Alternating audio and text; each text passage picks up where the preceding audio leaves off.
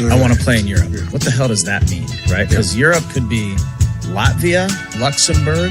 No one's talking about Latvia or Luxembourg, dumbass. But you don't want to just shove it in there. Start with the smaller finger, especially if this is the first time. Start with the smaller finger and go slow.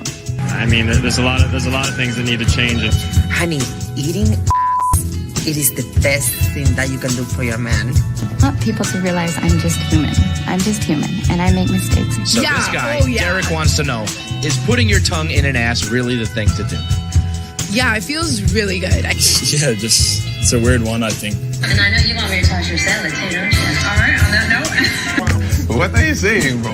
You are. Stop, bro. Stop, bro. Help me and stop.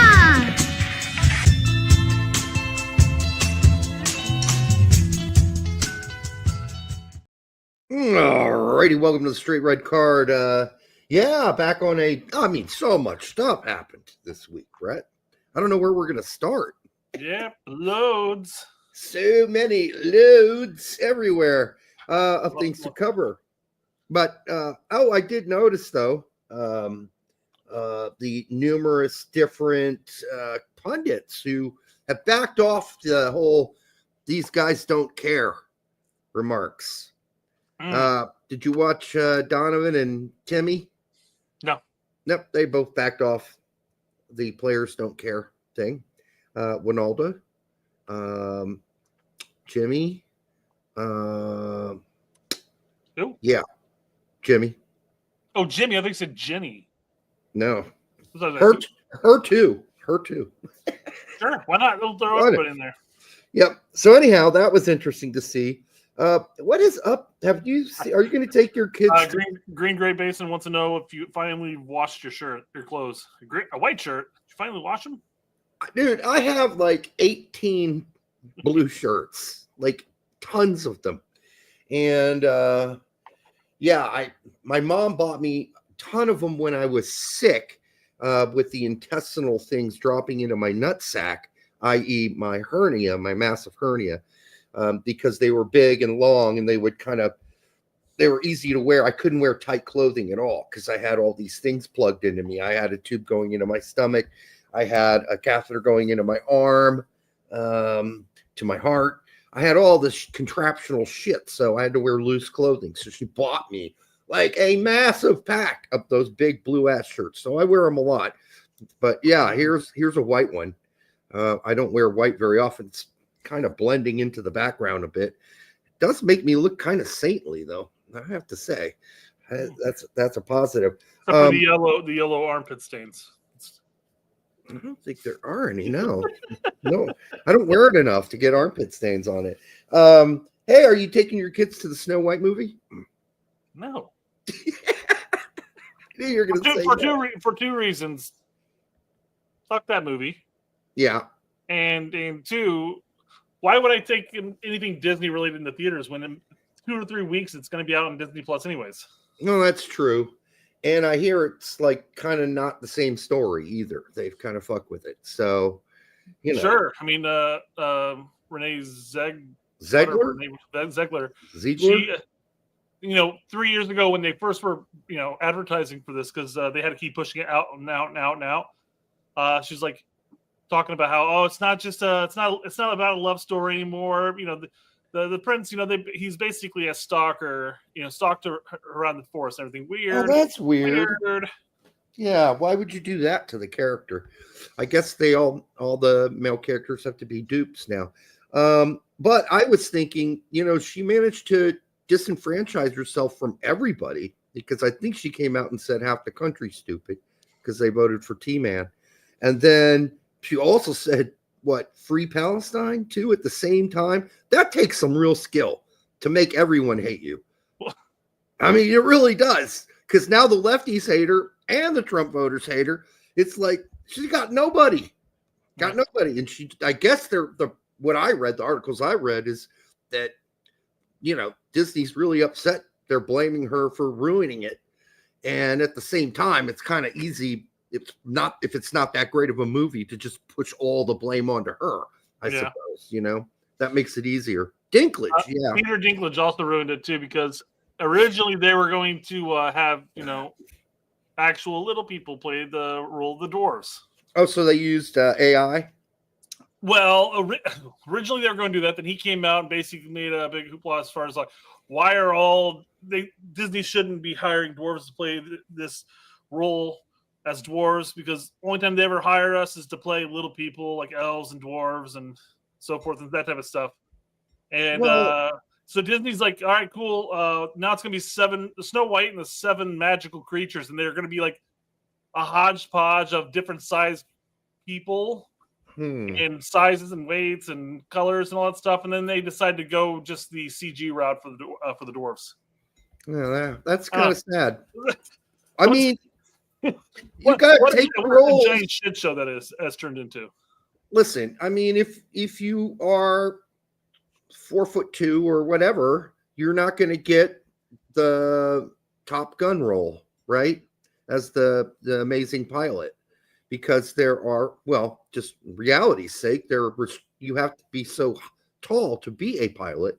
Number one, the limit is like 5'4", so you're a foot shorter than that. You're probably not going to get there, right? So, and in the military, like there are height restrictions too. Would you remember Robinson, the admiral, who used to play for the Spurs, but he played for Navy? But apparently, when Navy signed him as a midshipman for the United States Naval Academy. Oh, yeah, he was only, 6'2", 6'3". And then magically, he grew another 5 inches, 6 inches, and became, a center for the Naval Academy. And, of course, they had a great 4 years while he was there in the basketball team. And he went off and did his duty. I think that was 2 years that he had to commit to, and then he went and played in the NBA. But yeah, there are height restrictions. Like you can't be so tall. That's why all the players on the Army football team are very small, like height-wise dudes. Speaking of wingmen, Val Kilmer did passed away. What's your favorite Val Kilmer movie? I liked it when he was played I'll Be Your Huckleberry. That's probably my favorite one. Yeah, Tombstone. Yeah. No, got to be the best one. Arguably has to be his best role. I mean, his other stuff. He was good in Top Gun. I agree, Tony. He was. I like the movie The Saint. That's an old school. So there's Tombstone, but he's in some bad ones too. The last Marlon Brando movie, the Isle of Moreau, that was poor. The movie was bad though. You make a movie with Brando and it sucks. Well, the Doors movie. A real genius, really. He was a real genius. I guess every major actor hits a kid's movie phase, right? Yeah, he did Batman too. I guess that's kind of a kid's we try to forget that though, man. Yeah, that wasn't very good either. Such a bad movie, and maybe not necessarily been all his fault by any means, but it was bad. Tombstone definitely the height, I believe, of his career. Isle of Moreau of Dr. Moreau, unfortunately, was just poorly written and poorly done because the book is good. The book is really good. So they managed to put that up pretty bad. By the way, tonight, I am drinking a big boy tonight. Look at this. West Mala, one of the better ones. This is a triple, 9.5 alcohol by volume. Even comes with this fancy thing around where the rip that off here. Like a little wine top almost. Well, it's a not wine. It tells you all about the abbey it comes from, and then it gives you a description of the beer and who makes it and why and the whole history of the beer. And $13.99, not too bad of a price there from Total Wine and Spirits. So that's what I'm drinking tonight. Jumping back to the Val Kilmer, I'm kind of surprised nobody mentioned it, and I'm kind of surprised I didn't think about it, but he was also in Willow. He was in Willow. It wasn't very good, though. I don't know. I love the movie because, it was during my childhood, man. Who else was in Willow? It was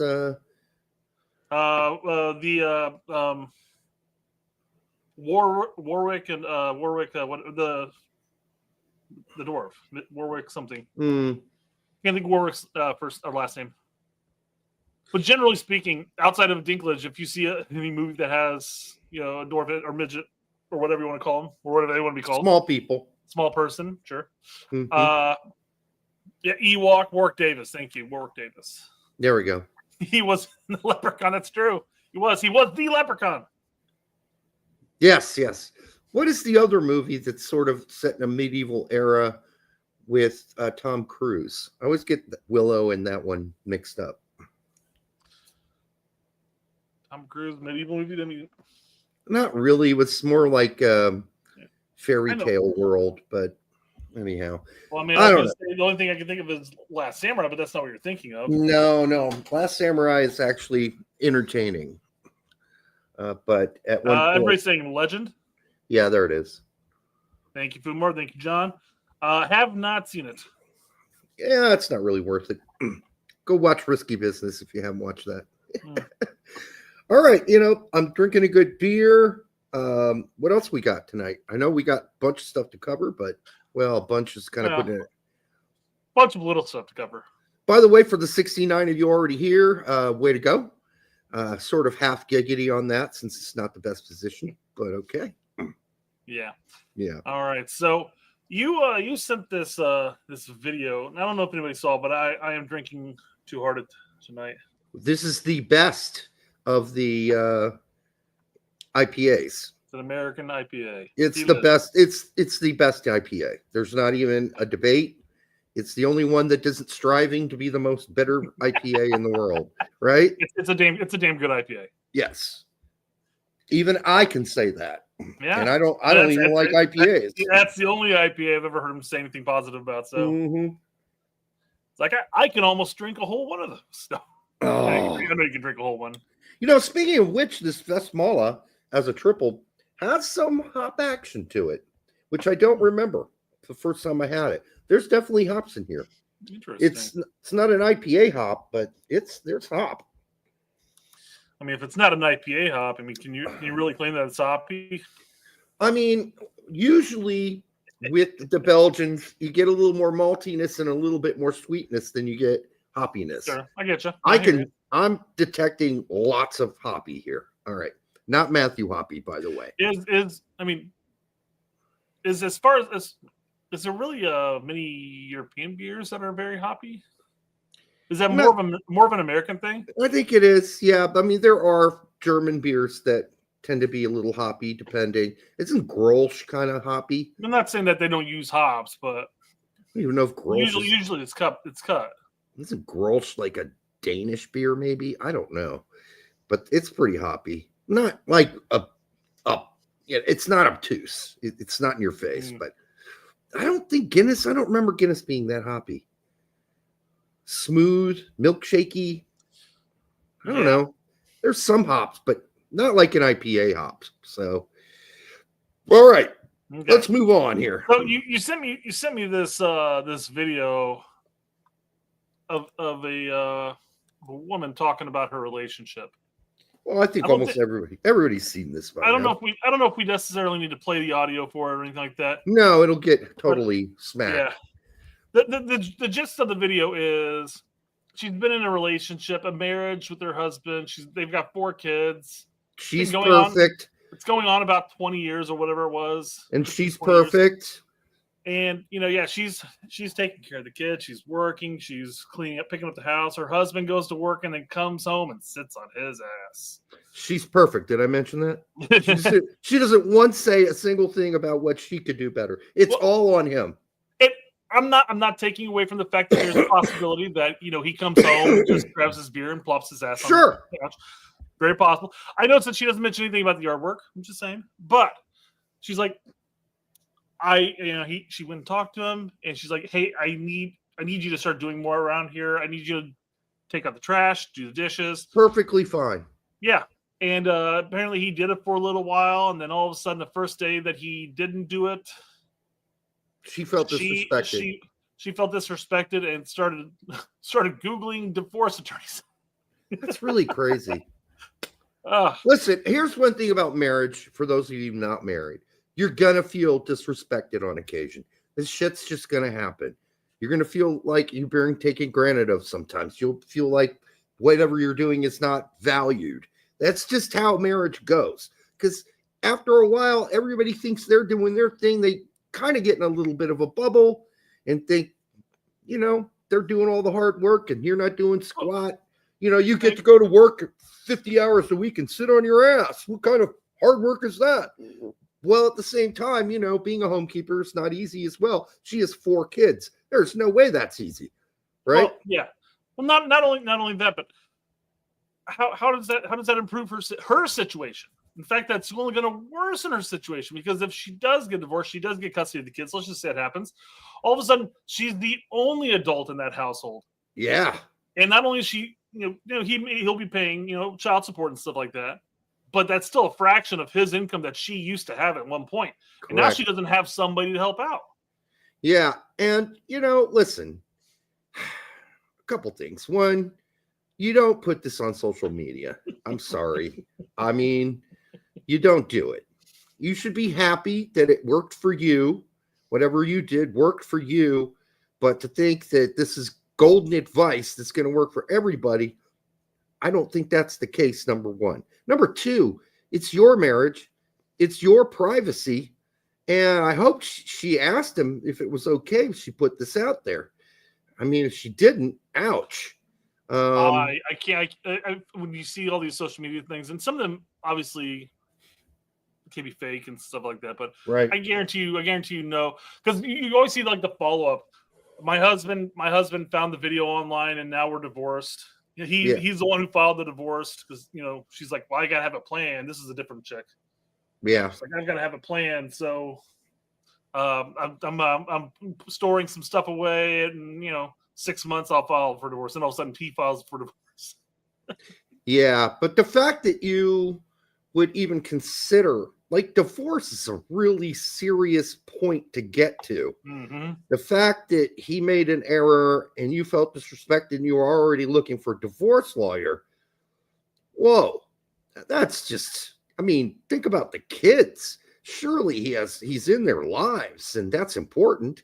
Mm-hmm. Well, she says he's a really good father. Yes, she does. It's like, okay, well, maybe give him an hour to sit on his ass when he gets home from work and take a break, have a beer, relax before he gets to work. I'm sure they've made compromises, but to seek out a divorce lawyer, holy Christ. Well, here's the other thing, though, because she wanted him to do that before he went to work, because he goes to work before them. She's got to get the kids ready, all this stuff. So she wakes up and she gets the kids out there and finds out the trash and dishes weren't taken care of. She calls him and says, hey, what's happening here? He goes, oh, man, I was running late and I couldn't get to it. Yeah. And then she felt the way she felt disrespected is now she's going to be late doing all the stuff that she needs to get done, going to work and stuff like that. I'm like, or just wait till he gets home. He'll take the trash out and do the dishes. I mean, come on. It's not like the trash must be taken out by 7 a.m. Otherwise, the whole day's ruined. It's ruined. Or you should take it out at night. Either way, the divorce part is what really got me. And I don't know if I could marry someone like this woman. She's just a bit much. It's not. It's well. Other people have already mentioned it. She's 40 years old. She'll be like at least 40 years old with 4 kids. Remarrying is probably going to be out of the equation for the most part. I mean, if she's looking for ideal, that's not going to happen. Marriage is far from ideal. And it's just about managing things the best you can and getting through it. And especially 4 kids. I only had 2. You only had 2. You can imagine timing that by another 2. No, thank you. I mean, even if it was 1, 2, 3, and 4, maybe a couple months of a break there instead of just back to backs. Yeah, that's still a lot. Al Weinstein says depends on the beaver quality. In what sense? Like, all women have beavers. It's it's got to be more than just the beaver going on there, because after a while, there are a lot of other beavers in the day. Maybe she does kegels and she can really squeeze. I don't know. I mean, it can't be that great. I'm sorry. There's just no way. I mean, all beavers were pretty good in my life, so I just don't think there's a beaver quality difference is really going to be something you're going to weigh on the scale as you're going, beaver's great, but boy, she's a pain in the ass. I think the pain in the ass part after a while starts to matter. So it's like a sleeve of a wizard versus death grip of pleasure. Then it matters. Well, of course it matters, but when it comes to weighing whether or not you can live with that, Yeah. After a while, even if the beaver's completely great, you have to go. But I don't want to put up with the rest of that. What's the joke? It's kind of like throwing a hot dog down a hallway. Well, that's never happened to me, so I don't know what that is. But there are other beavers in the river, and they can build good dams too. So just keep that in mind. Yeah. Where it says pussy's like pizza, no such thing as bad per se, just varying degrees of good. I'm guessing that he's never met a gynecologist because there's bad beaver. Trust me. There's some messed up beaver out there. I'm sorry, but there is.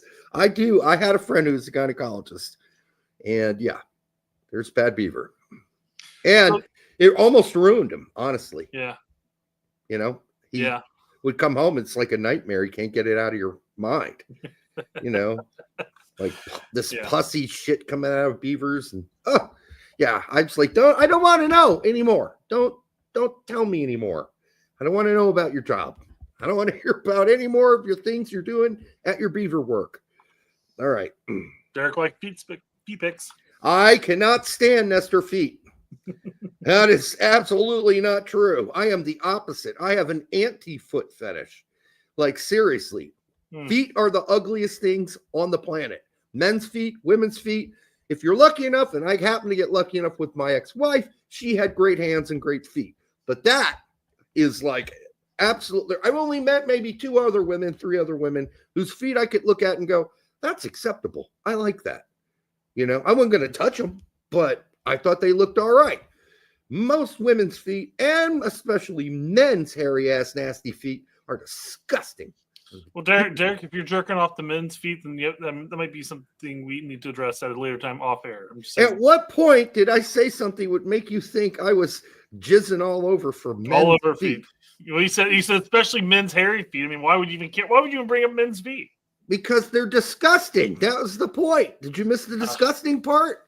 Yeah, but you're talking about wanting feet pics, and that's usually a hint that that's your fetish in that sense. No. So why would you bring up men's hairy feet? Is my point. Because I'm saying all feet are disgusting. I agree. Especially men's feet. Yes. Don't wear sandals around me. That's all I'm asking. Like, I'm not inclined to look at anybody's feet, but I'll look at more often than not look at women's feet than men's feet. So you'll look at women's feet more than men's? Like just in passing, going to the beach and shit like that. Not in the comfort of my own home or anything like that. On purpose? No. Oh, okay. So I'm not inclined to look at anybody's feet, Derek. Now you're trying to spin my words. You're the one who said you looked at hairy men's feet. Don't try to spin this on me. All right. It just sounded this like is your fetish we're talking about here. You only see women on the beach feet. But anyhow, on the beach it's acceptable. They're usually buried in a lot of sand, hard to see. All right. But don't walk around with sandals around me. All right. No more sandals. My son's downstairs all the time playing Fortnite and shit. I've got crumbs of food all over my desk. I've got residue of spilt Dr. Pepper right next to my Xbox. Oh my God, I'm gonna. You're having a dad pissed off moment right here live. He's on air. He's lucky that his Mimi's in town. So yeah, all right. Well, oh yeah, here's that. Oh yeah, I remember. Don't know if anybody watched this or not, but maybe a small clip. Can we get to call? It's literally the first 15, 20 seconds. I think we can do this. The rest of it is just him talking. Yeah. Pat's an indie guy. He'll be fine with us. Yep. Hopefully. We know Pat. Yeah. No. And that type of magic happening with this guy, it seems to be just like the way it goes with him. He's on pace to be the GOAT, Ravi. And how do you? And I'm like, who? Oh yeah. Ohtani, I don't watch baseball, so I don't know who this guy is. I do. He pitches and he hits, and he's Japanese, and he's playing for the Dodgers for a while. And I think he was at the Angels first of all, so maybe Dodgers is a new thing. But not only is he a great pitcher, he actually is a great hitter. Hits home runs like constantly, and he's like 6'5". I mean, he's a big mammal, And he's very well known in anywhere where people play baseball, which isn't Europe, by the way, and nobody plays baseball for the most part in Africa, so that's out. South America, even a healthy chunk of Asia doesn't play baseball. Well, they play baseball in Venezuela, but in South America. But Dominican Republic, Venezuela, South Korea, Japan. I don't think baseball's really that popular anywhere else, though, in South America. So saying he's the most internationally recognized person, bigger than Messi or whatever. I mean, he didn't even bring up soccer. It's as if the sport doesn't exist in Carl's head. Then he had to know after he said it, he's going to get shit for this comment. You're looking at Messi with 500 million followers, and this guy's got 9.5 million. Yeah. Ohtani. Well, you're really jumping the shark here before we get to his actual point. Well, I'm a little worried about the clip. I didn't know we were going to play the part at the beginning. So, well, that's why I stopped there. We're 7 seconds into it. We're perfectly fine. We can combat this. Doesn't matter. All right. You feel about the state of baseball with him leading the way? Let's hurry. Yeah, no, he is that. I'm trying to think, given this is a sports show that talks about every sport, football, etc. There probably hasn't been a athlete who's more well-known globally, maybe since Tiger Woods. Okay, so now we are bringing in other sports guys. Okay, Tiger Woods, yeah, I'll give you that. He's pretty much known everywhere. But way more than Ohtani, I think. Then he says Muhammad Ali. Okay, yeah, but Pele, Maradona. He also brings up, he's like, what he did in Japan in that situation is like peak Brady, but he's still hyper focusing on American sports in that sense. Yeah, he's totally missing the point of what international means, because you know what, his mind doesn't function in what international sports really means. International sports, number one, in your head, if that's coming out of your mouth, better be soccer, because that is the most international sport in the world. And the best players in it are more popular than any fucking baseball player. Come on, Carl Ravitch. Were you born yesterday? Come on, Carl. Give me a break, dude. Well, the equivalent in that sense would be like, hey, look at this cricket player from India. He's like the most well-known athlete in the world, X, Y, and Z. Now, you can sit there and almost make an argument because India's got like 1 billion people. They all love cricket. They got a lot of people, but then a healthy chunk of the world doesn't play cricket. China doesn't play cricket. The U.S. kind of plays cricket, except every player on their team is either a Indian or Pakistani immigrant, which is fine. I got nothing against that, but we're not going to be good at cricket anytime soon, or really good at cricket. And they don't play cricket a lot of different places. Cricket is a very, Commonwealth sport for the most part. And when you say Commonwealth, you're talking about the English, British Commonwealth. They're the ones that play it. Pakistan, India, Australia, New Zealand, Canada hardly plays it, and they're a former Commonwealth member. So I don't know. Yeah, he's missing the point. All I'm saying is if that baseball player were to walk through downtown Indianapolis, would anybody stop and be like, "Oh, dude, you're so and so"? I mean, it's possible, I guess. Yeah, you're right. I feel like if Messi or Ronaldo were walking around downtown Indianapolis, people would be like, "Is that fucking Messi?" Definitely Messi for sure. People would recognize Messi. Now, even you're talking about America, so who knows? But you would assume Messi. I don't think a lot of people would recognize Ohtani. I just don't think so. Not in downtown Indianapolis. So Alex goes, USA has a cricket team. I know they has do. A team for everything. We literally play every fucking sport in the world. Yes, we're just bad at some of them. Well, yeah, it's because we don't take certain ones of them seriously by any means. Hell, we are. I don't know up to date. I'm not even sure how good we are at rugby anymore. But we're all right. I was like, they weren't anything special at one point. They're like top 25 in the world. Okay. All right, they're not horrible, but only like 50 countries play rugby. Seriously. So Al goes, like soccer. We're bad at that. Yeah. You know, one sport we're really bad at, we didn't used to be ping pong. We're really bad at ping pong. Yeah. No, I just feel like there's no competing, man. I mean, Asia's got that locked down, I feel like. We're really bad at darts. We shouldn't be. We've had well, great darts players in the past, but I feel like they don't allow you to drink a lot before throwing darts in the actual. No, they don't anymore. You used to be able to, during the tournaments, the guys would be drinking beer and playing. But the PDC was like, we're banning that because we don't want our sport to be depicted as some drunk guy sport, some fat drunk guy sport. Fuck off. So they banned it. Yeah. You could corner the market in that, though. Oh, they used to. It used to be called like beer pretzels and darts. That was the thing, right? Well, anyhow, we do have one American in the PDC. Casey just got the quote I was going to make there from beer darts. He goes, oh yeah. Comes in and he's like super drunk and he's like throwing like bullseye. I'm doing all the drunk games and stuff like that because I'm better when I'm drunk. No, I mean, there's people feel that way about golf when they go out and play too. Have a few beers and they loosen up a bit.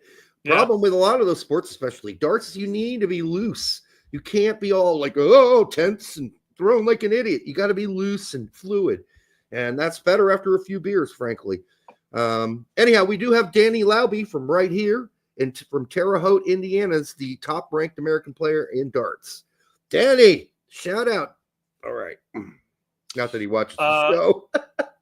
Alejandro Bedoya says,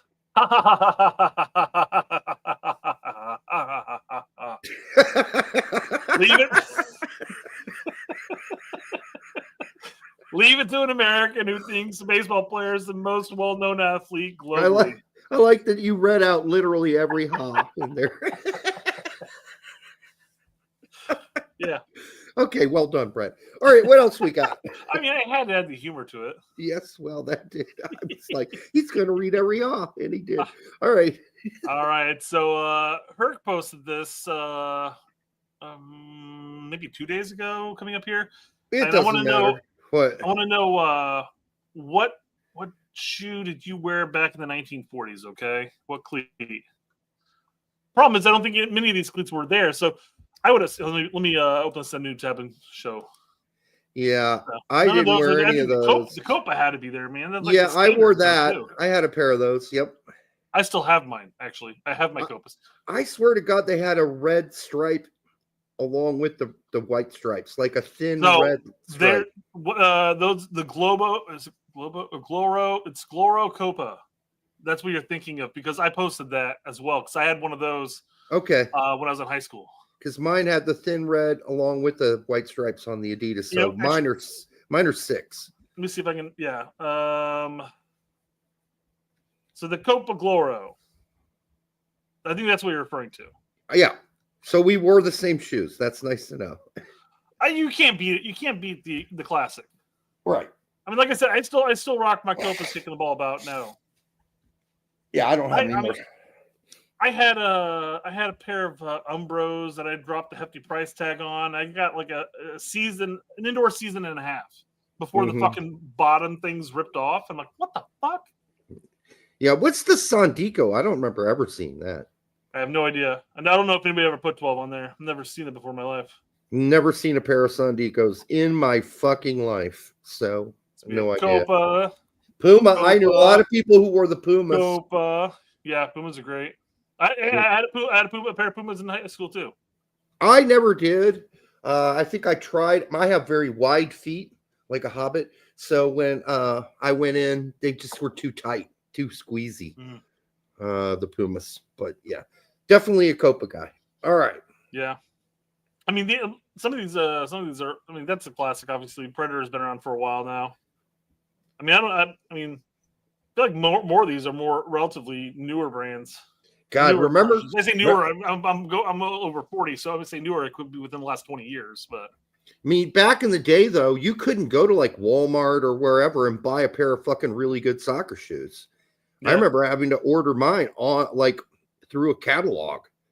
Dude, we had Soccer Unlimited right there on Binford. Oh, you were so lucky. We didn't have stuff like that where I lived. But you is the only place. I mean, because you could go to like Kmart or Walmart and get like their their miter, the crappy miter version that they had. The miter sucked. Not saying anything about miter is bad by means, but the miter that they sell at those box stores are like the Garbo of Garbo, like a $7 soccer ball. It's basically just a sheet of plastic around a bladder. Yeah, it's horrible. Yep. Yeah. All right, well, good to know what everybody wore. Yeah. Winkley says, I never wore any of those soccer shoes. Diodora, Lotto. Fumar said Umbro, but my only pair of Umbros were the ones that shat out on me pretty quickly. So I was like, I never went back to Umbro. Diodora and Lotto were more obscure brands in the United States in the 90s and late 80s. Not a lot of people wore those. Man, in middle school, the club I played for, we had Diodora jerseys. Man, we did not. We had what I can only guess to be. Oh no, they were Adidas. We had Adidas with the FK for Fort Knox on them. Yeah. Just remember, because we had the two ladies sitting back to back. What? What? The Diodoras. Oh yeah. Okay, yeah. They were. There was a dildo keeping them together. Yep, it was underneath it. You thought it was just curvature of their butts, but it wasn't. Right. It was like the knob that holds things together when you're building stuff. You're like boop boop boop boop, and they stay together. All right. What else we got? You sent me this clip. This is a bizarre yellow card, apparently, and I have to agree, it's kind of a bizarre yellow card. We're not going to play it for obvious reasons. Can you just, there you go. Just roll it like that. Nunez is running after the ball. Goalkeeper's coming in. This is just a horrific call. How is Nunez getting a yellow card for this? I mean, got the ball completely. Look at that, like half a yard early. That has to be revoked later, that yellow card. And follow through. And then the guy kicks him in the leg. Play was dead. Okay. Even if play is dead, why is he getting a yellow? Both players are playing like play is on. Like they didn't hear the whistle, which happens, by the way. Whatever. All right. Just a horrible call. I just cannot figure out how he got a yellow card from that. Well, I've got to say, people are like, he's the king of missing chances. I'm like, I'm sorry. You have a goalkeeper that's literally like inches from kicking you. This is sort of like get to the ball first and draw a PK. I think he means besides the point. Besides this video, he is correct. Nunez blows the most easy chances possible constantly. So yes, I agree. Robin Hughes says, technically it's because he rolled back onto the field to waste time. Guess I don't have enough context about that game, to tell you the truth. Yeah. I didn't watch the full game. I just watched the highlights, so I have no clue. Just thought that he got a yellow for that. I guess he got the yellow for rolling off the field, then rolling back on and being injured. So Derek, did you see this one? Yeah, I watched it live last night. Yep. Did you think it was yellow worthy? I was on the cusp of it could be a red if you really want to get picky, but it didn't really look that hard, and it looked like Falcon bump. They're dancing. Falcon made basically a mountain out of a molehill here. He goes down, and had he been more manly about it, I would have said fine. But he goes into major acting mode. No, I got called out. It's not Diodora. That's Kappa. With the two chicks, I think. So maybe I got that wrong. Get your shit straight, Brett. Love people. Oh, get your shit straight, motherfucker. All right. Yeah, I was thinking that was a yellow. And I'm probably in the minority, but I'm like, nah, I'm not giving a red for that.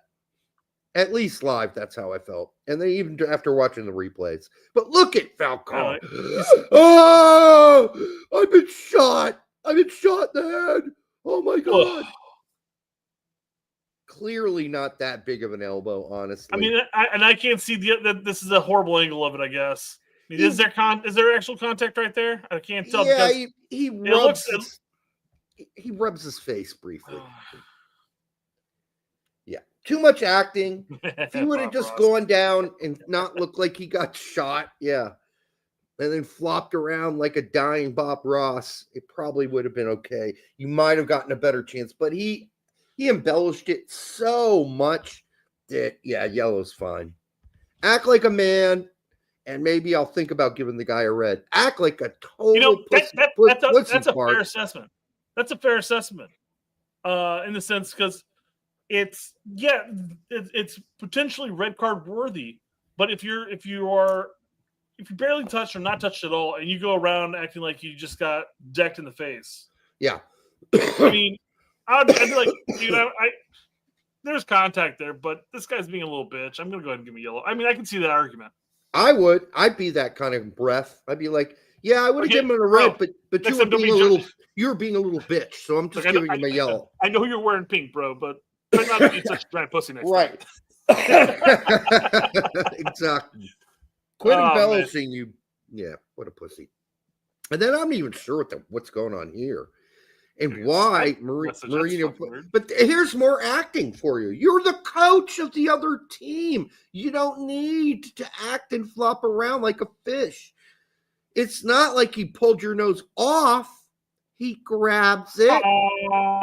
He pinches it. Look at, he's already leaning back into it. Like, this is gonna be horrible. And then somebody shot him from the stands, and down he goes. His leg stopped working, Brett, because he got pinched to the nose. His leg stopped working. That's how bad the pinch was. He lost feeling to his legs. He collapsed because his legs could no longer function. Give me a fucking break. Here's the thing. There's actually an interview about this. Mourinho was talking about how he just watched Karate Kid 2. Yeah. And Miyagi does that against Kreese. He's like, going to finish it, and he goes, honk, pinches his nose. It's the same thing here.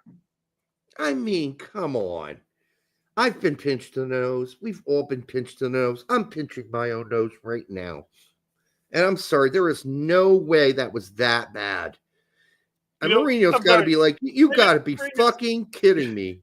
He's missing the golden opportunity that would have been highlighted across the world. And he would have been the most well-known coach worldwide. Is if after he fell over like that, he ran around going, I got your nose. I got your nose. You know what? That guy's Calvin beat me in mere seconds. No. Take it. That guy is such a fucking pussy fart. I hope he gets fined for basically demonstration. Because there's no way nobody's grabbing my nose and I'm going to the ground. You got to punch me in the fucking nose. Then maybe I'll black out and go to ground. But there's no way I'm going to ground it. And then rolling around like a dog. What? And then holding his face like as if his nose has been pulled off. What a total pussy fart. This guy, who is he? Who is he? What a wimp. What a little pussy. I'm sorry, Brett. He should get a red. Yes, Marino should get a red too, because he shouldn't be grabbing people's nose. Yeah. But his should be for acting. And you're a coach. Have some fucking self-respect. How, as a player on that team, can you look that guy in the eyes next day in practice and go, yeah, I play for this total fucking pussy. This total pussy fart who goes down like he's been shot after being grabbed by his nose. Now, if you're going to say, well, he has, nasal inflammation. Okay. All right. Maybe his nose was sore. He has a cold. You're still not going down from that. Come on. All right. Yeah. It's just sad. I mean, how can you look yourself in the mirror after that? Oh, Jesus. What did, that's right. What's his face used to call, who's the Jamaican character that comedian used to play? Shit. He did soccer interviews all the time, but, he did the movie with I always forget this guy's name, and I don't know why, but he's like from Kyrgyzstan and he comes to the United States. It's a big comedy. Why do I always forget his name? Cohen. Yeah. All right. Yeah, this is just ridiculous. Now I don't even remember my point. But anyhow, we'll move on. Oh, good Lord. Oh, no. Sacha Baron Cohen, we used to say, what are the Gaylords? Like, that's a total Gaylord thing, right? He used to say the Gaylords. I don't know if that's a reference to something I should know about, but I remember a baseball player when I was a kid, Gaylord Perry. You remember him? No. Gaylord. I never followed baseball at all. Oh, I did. Gaylord Perry was pitched until his 50s, that dude. So, anyhow. All right. You have to be a badass with a name like that, right? Yeah, I mean, at some point, that's a tough name to grow up with in the 40s, which is when he grew up with that name. He was born in, I believe, unless you're releasing 90-mile-an-hour balls down center, I don't know if they did 90-mile-an-hour balls back then, but John says he knows a dude named Gaylord. That's good. That's a tough name to be carrying around. Yeah. Although we did have, when I was a kid, Colonel Gay lived about 3 blocks away from us. And they had two girls, so they were as Mary Gay and I think Jessica Gay or something. I thought the fort you went to had a Colonel Angus. Yeah, that too. The whole Angus family. Yes, Colonel Angus and all Colonel his Angus. Mm-hmm. Yeah, he was really good with the ladies. He was absolutely. Yeah. All right, what else we got here? Gaylord Fokker. Yeah, that's true. Remember from the Meet the Fox? His name was Gaylord too. Yeah. Okay. Yeah. All right. They did that on purpose, but yeah. Oh, of course, yeah. I mean, a lot of Ben Stiller humor that he had back in the late 2000s, early teens, probably wouldn't pass so much. They actually probably pass. It's probably going to start passing again today, but right today, but like the general today. Yeah, going forward, I think we're all open to that kind of sordid humor again. I think we need it too. That humor never went away from me, though, man. It's like, I'm okay with being offended. Just offend me. Go ahead. We're all fair game. Although I don't get offended, so. No, I don't. I embrace it. So it's possible I just don't find the joke funny, but even then, I can. If somebody's really ribbing in, I mean, I can still find humor behind it. Mm-hmm. All right, what else we got? I mentioned I think it was last show. I mentioned we played the little video clip of U.S. Soccer announcing that they're going to go retro with their new jersey or whatever. Yeah, and as it turns out, it's a marketing ploy, and they're just selling retro jerseys apparently. Early insider access, the retro collection. I guess you can go back and just buy jerseys, their old jerseys. Okay. Your exclusive early access starts now. Shop now. Crowd and shop the retro collection before the official drop April 4th. Send us your money. We are U.S. Soccer. As if our tickets aren't already expensive enough. Now buy our overpriced shirts. There are some kids back in the day. I'd probably go back and purchase. It's much better than the garbage that we're getting fed today. Yeah, well, we'll see what they look like. I haven't bought a U.S. jersey since 2008. Yeah, I don't think I've ever bought one. I even bought that 2006 Copa jersey with that all blue one with the gold pinstripe. Yeah, I had a McBride jersey and a Dempsey, both Fulham, not U.S. But those were fairly inexpensive, honestly. I got a Nedved and Del Piero Juve kid, and I got some generic Juves as well. I got a couple of Chicago's, but I don't have anybody's name on Chicago's jerseys. One Chicago jersey I have my own because my brother got it customized for my 40th. It's probably for the better because whoever it was, they ended up sucking. Hey, there was a time, Derek. There was a time when we didn't suck. And you know what? I know. The time is now under Berhalter. It's so long ago. Yes, I know. And some people are saying, hey, see, Berhalter's really good at Chicago, so it wasn't him. It was the players. It's amazing. It's amazing when you have a system. You have a particular system. His system hasn't really changed. That he could sit there and see these guys week in, week out. Right. Since January, February, and really hammer it home. And we still fuck up from time to time.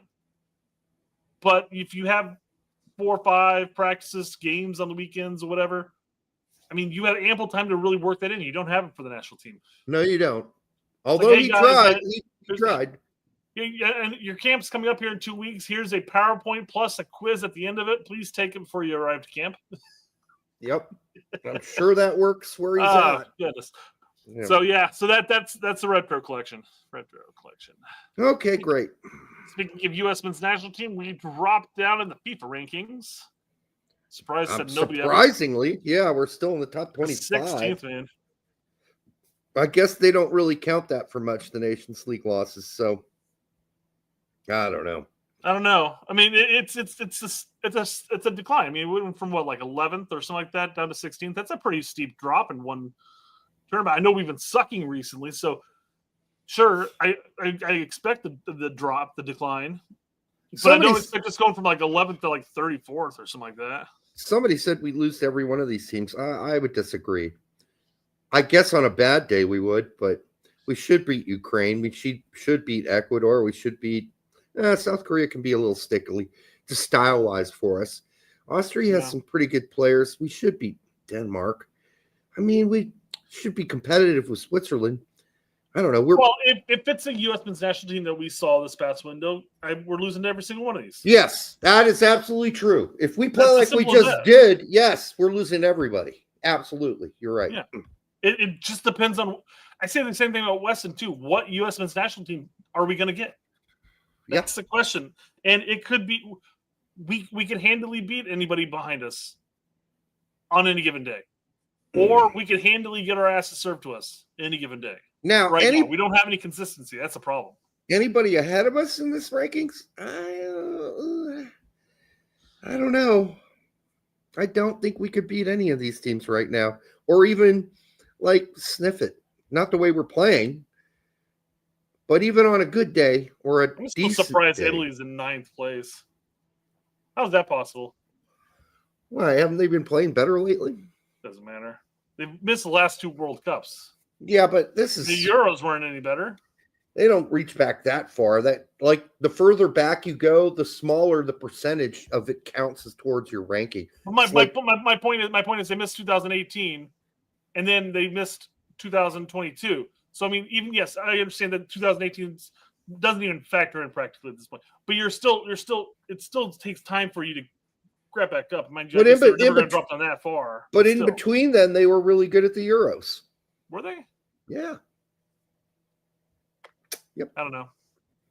So there you go. Well, surprising. It doesn't matter. It doesn't matter. I don't think we could take him in our current state. By any means, I'm not going to say not in our current state. No.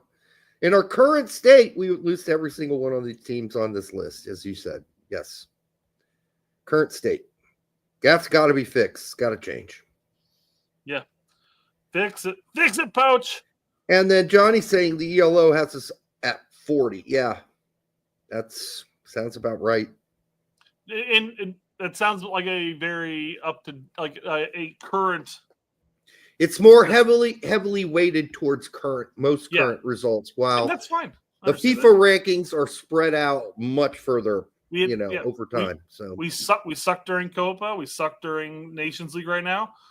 Hopefully we rebound in Gold Cup. But I mean, it's Gold Cup. Come on. Yeah, we'll see. I don't know. Yeah. I don't know. Not holding my breath. Yeah. All right. MJ here says, Dominic Downs is currently Damian Downs is currently in the U.S. visiting Richmond United. No, he's not visiting. No, Richmond United is actually in his neck of the woods. Apparently, yes. They provided him a nice T-shirt. Right. And a jersey. Come on, guys. We could have supplied him a jersey, I think. Apparently, he's still recovering from the surgery or whatever, so he'll be fine. He'll be back to Germany. I mean, I can only imagine this was taken days ago. Germany. He's in Germany. Yeah. Okay. Richmond are actually visiting him, and he's not visiting them. Okay, that makes a whole lot more sense. They're visiting him in Germany. What are Richmond? Didn't he play? No. Over the weekend? I thought no, he has not played yet. Oh, we still brought him Dominic Downs on the weekend, so yeah, he's not back. So there you go. Yeah. AFC Richmond? I don't know which Richmond. Yeah, I mean it has to be in Germany because why would Damian be in the US? No, what's these people from there? I have no clue. All I know is he'll be back soon. So, it's a fun picture taken out of context. Yeah. Yeah. All right. So I know we have a fun little MLS segment here. one of our favorite segments, I know. But this is talking about MLS Next, not even Next Pro, just the academies. Mm-hmm. And their current the upcoming what they're doing to make sure that they improve the academy, starting at the U13, U14 range. Okay. Yep. So I got an overview. We're going to do the vision, and then we'll play the actual device. Basically, they're implementing AI to monitor and track players during a game. And you know what? It's the way of the future. High school teams are fucking doing it. The high school team in the district I work in does it. In fact, I've got to work on the actual camera to transfer it over to the guy's device so he can run through it and see who's doing what right and all sorts of stuff. But how do they track guts? I don't know if guts will be part of the tracking. How does AI track heart effort? That guy's running really fast, I guess. I don't know. Yeah, exactly. He really crunched into that dude. Really, we can't rely on AI to catch everything, but there are ample times throughout the game where you're focusing on where the ball's at, and maybe you're missing the run this guy on the near side's running until he's in the box. You're like, oh, well, he made this really smart move over here to get open, but AI is catching it all. Yeah, sure. Yeah. Hi, everyone. My name is Luis Robles, and I'm the technical director. Hey, Luis, how you been, man? What role does competition play in the development of a player? This is a question that we wrestle with at Major League Soccer. And for us, we identify it's about prioritization. At the U13 and U14 age group, we want to prioritize the player's development from a technical aspect over the results. That's all the overview I want to cover right there. Because what? Oh, we're back. I'm sorry. I fell asleep. What you just said there is we want to focus on the development more than the results. So the actual rating system now that's going to happen, or you have wins and losses, and that tends to rank the teams where they are in the league or whatever. Now it's no longer about the wins and losses. It's going to be about an artificial score that AI comes up with when it's engaging these players. Their offensive and a defensive score, and then just give an overall score ranking. So you could be a team that does all the right things on the pitch, but you lose the game 3-0. You didn't execute it properly, but you're ranked higher than this team that just beat you 3-0. So it'll be interesting. Sounds like that should be an outlier rather than the truth, because if AI thinks all the things that the losing team did was better than what the winning team did, it may have missed some of the outlying factors that made what the winning team did a better option. Sure. I mean, you have games where like USA beat Spain and the Confederations. It's not like we were the dominant force. We weathered the storm and took advantage of our counters. Panama just beat us doing the exact same goddamn thing. Yeah, I'm sure AI would have thought that Spain played better. Absolutely. So here's the clip and just see what it's called. Taka. That's the AI system. Of course it is. Taka. Tiki taka. Oh God. Really? Buffering. What is happening here? Refresh. It's bored. That's what's wrong with it. It's like MLS Next is bored of their own clip. Yes, for good reason. So how do we score? In order to evaluate quality of play, we must capture quality at source, whether it happens on or off the ball. Taka's analysts quality assess every significant player action, recording where the action occurred, how good or bad the action was, and providing a categorized description of the skill performed.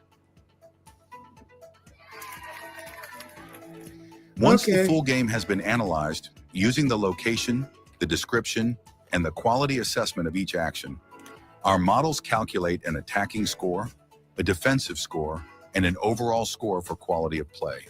The scores are then adjusted to recognize the strength of the opponent in each game, before being aggregated across the entire season to provide final scores for attack, defense, and overall quality of play. Teams are then ranked on the MLS platform by their quality of play scores, offering an alternative view of performance, which measures more than just goals and results. So the table's going to be worked off of this? It's going off of that, yeah. What? It not wins. On top of that, it's like the top teams are going to be brought into the MLS Next tournament. But they could have been teams that lost almost every single one of their games, but they're doing the right stuff on the pitch. They're just not executing properly. Yeah, and who programmed this AI? That's the other issue. If you programmed it because you want them to play free-flowing ball, right? That's your idea of what soccer is, and you've put that all into the AI, you're not going to really respect a team that fucking plays great defense and hits on the counter. Yeah. And wins every game. But they're not playing the kind of pretty ball that AI's been programmed to track. So they're just going to be like, yeah, you know, the team won, but they just sat down in a low block or a mid block all game. How boring. They get a low rating. They're average. Okay, great. So, no. The concerns of not really worrying about the wins and the losses, I think make a difference, especially earlier on. Like you're talking about U8s, U10s, even U12s. I mean, focusing on winning and losing can be good because you're motivating your team to do so, but not really relying on the wins. But this is U14s. U13, U14s. This is a step up right before the academies start, the actual academy teams. Wins and losses start really making a difference by the time you're 14. You're a freshman in high school. It mattered when I was a freshman in high school. It mattered when I was in fucking middle school, for that matter. And maybe they're telling me it shouldn't have. But I certainly didn't need a goddamn AI to tell me that the team that just beat us was better. Or the fact that we won every 13, we went 13-0 during the season meant that we were better than everybody else. We knew that. Didn't need AI to figure that out. And to the point you were making earlier, as far as being a very defense-minded team and then just countering, and what if you win every single one of your games because you have a short defense and you just spring the counter and beat teams 1-0? Yep. You happen to win every single game, but you may have a very shit offensive rating. You may be really up there on the defense, but you're down here on the offense because you only had one shot on goal every game. That's every David Moyes team at Everton. Yeah. Through the whole 2000s, for Christ's sake. Michael says train AI on Berhalter ball. AI would commit suicide. No, that's probably what they did do. This has probably all been programmed to see soccer the way Greg Berhalter sees it. Because to them, all these people, these kids are pawns in a game, an elaborate game that they're controlling. The funny thing is actually, it's all something that we skipped out on Robles talking about was every single team within MLS Next program, which is actually the DA program. Who were we talking to about how? I think we were talking with Eric about it. How basically U.S. Soccer just gave the DA program to MLS after COVID or whatever. Mm-hmm. So all the DA clubs who are participating in this program have to come out and state, this is the style of play our program plays. This is what we're aiming for. So maybe AI will look for, hey, they're a defensive-minded team who does play the counter and calculate that into something. I don't know. But everybody has to come up with some identity, and you have to provide that to MLS. Yeah, I mean, if you decide that our identity is to play very solid defense and hit it on the counter, and that's not programmed into AI to be valued, you're going to end up last on this table, whether you finish second, third, or fourth. You're going to end up eighth. All right. So it's changing the way the world views American soccer. Changing something. So somebody on Twitter, made a joke about how that's how Brazil, Spain, France, Germany, England, etc., all became soccer powerhouses. And I'm like, yeah, I get your joke and everything like that, but I would wager every single major club out there at this point has some form of AI camera set up so that it can track all the stuff that coaches can go back to and reevaluate if they need to, type of thing. Yeah. And I guess what's also going to be, what will actually be nice about this is that players can go in, punch in their name, and get all the highlights of their reels of all their actions throughout the season. And they can go on social media and start posting highlight reels of themselves. Oh, yeah. Sounds great. Let's boost the narcissism. Let's do that. Let's do it. Well, Derek, we were just talking about how we needed players who were like, give me the ball, fuck you very much, and grit. Here's some look, Brett. Look at this.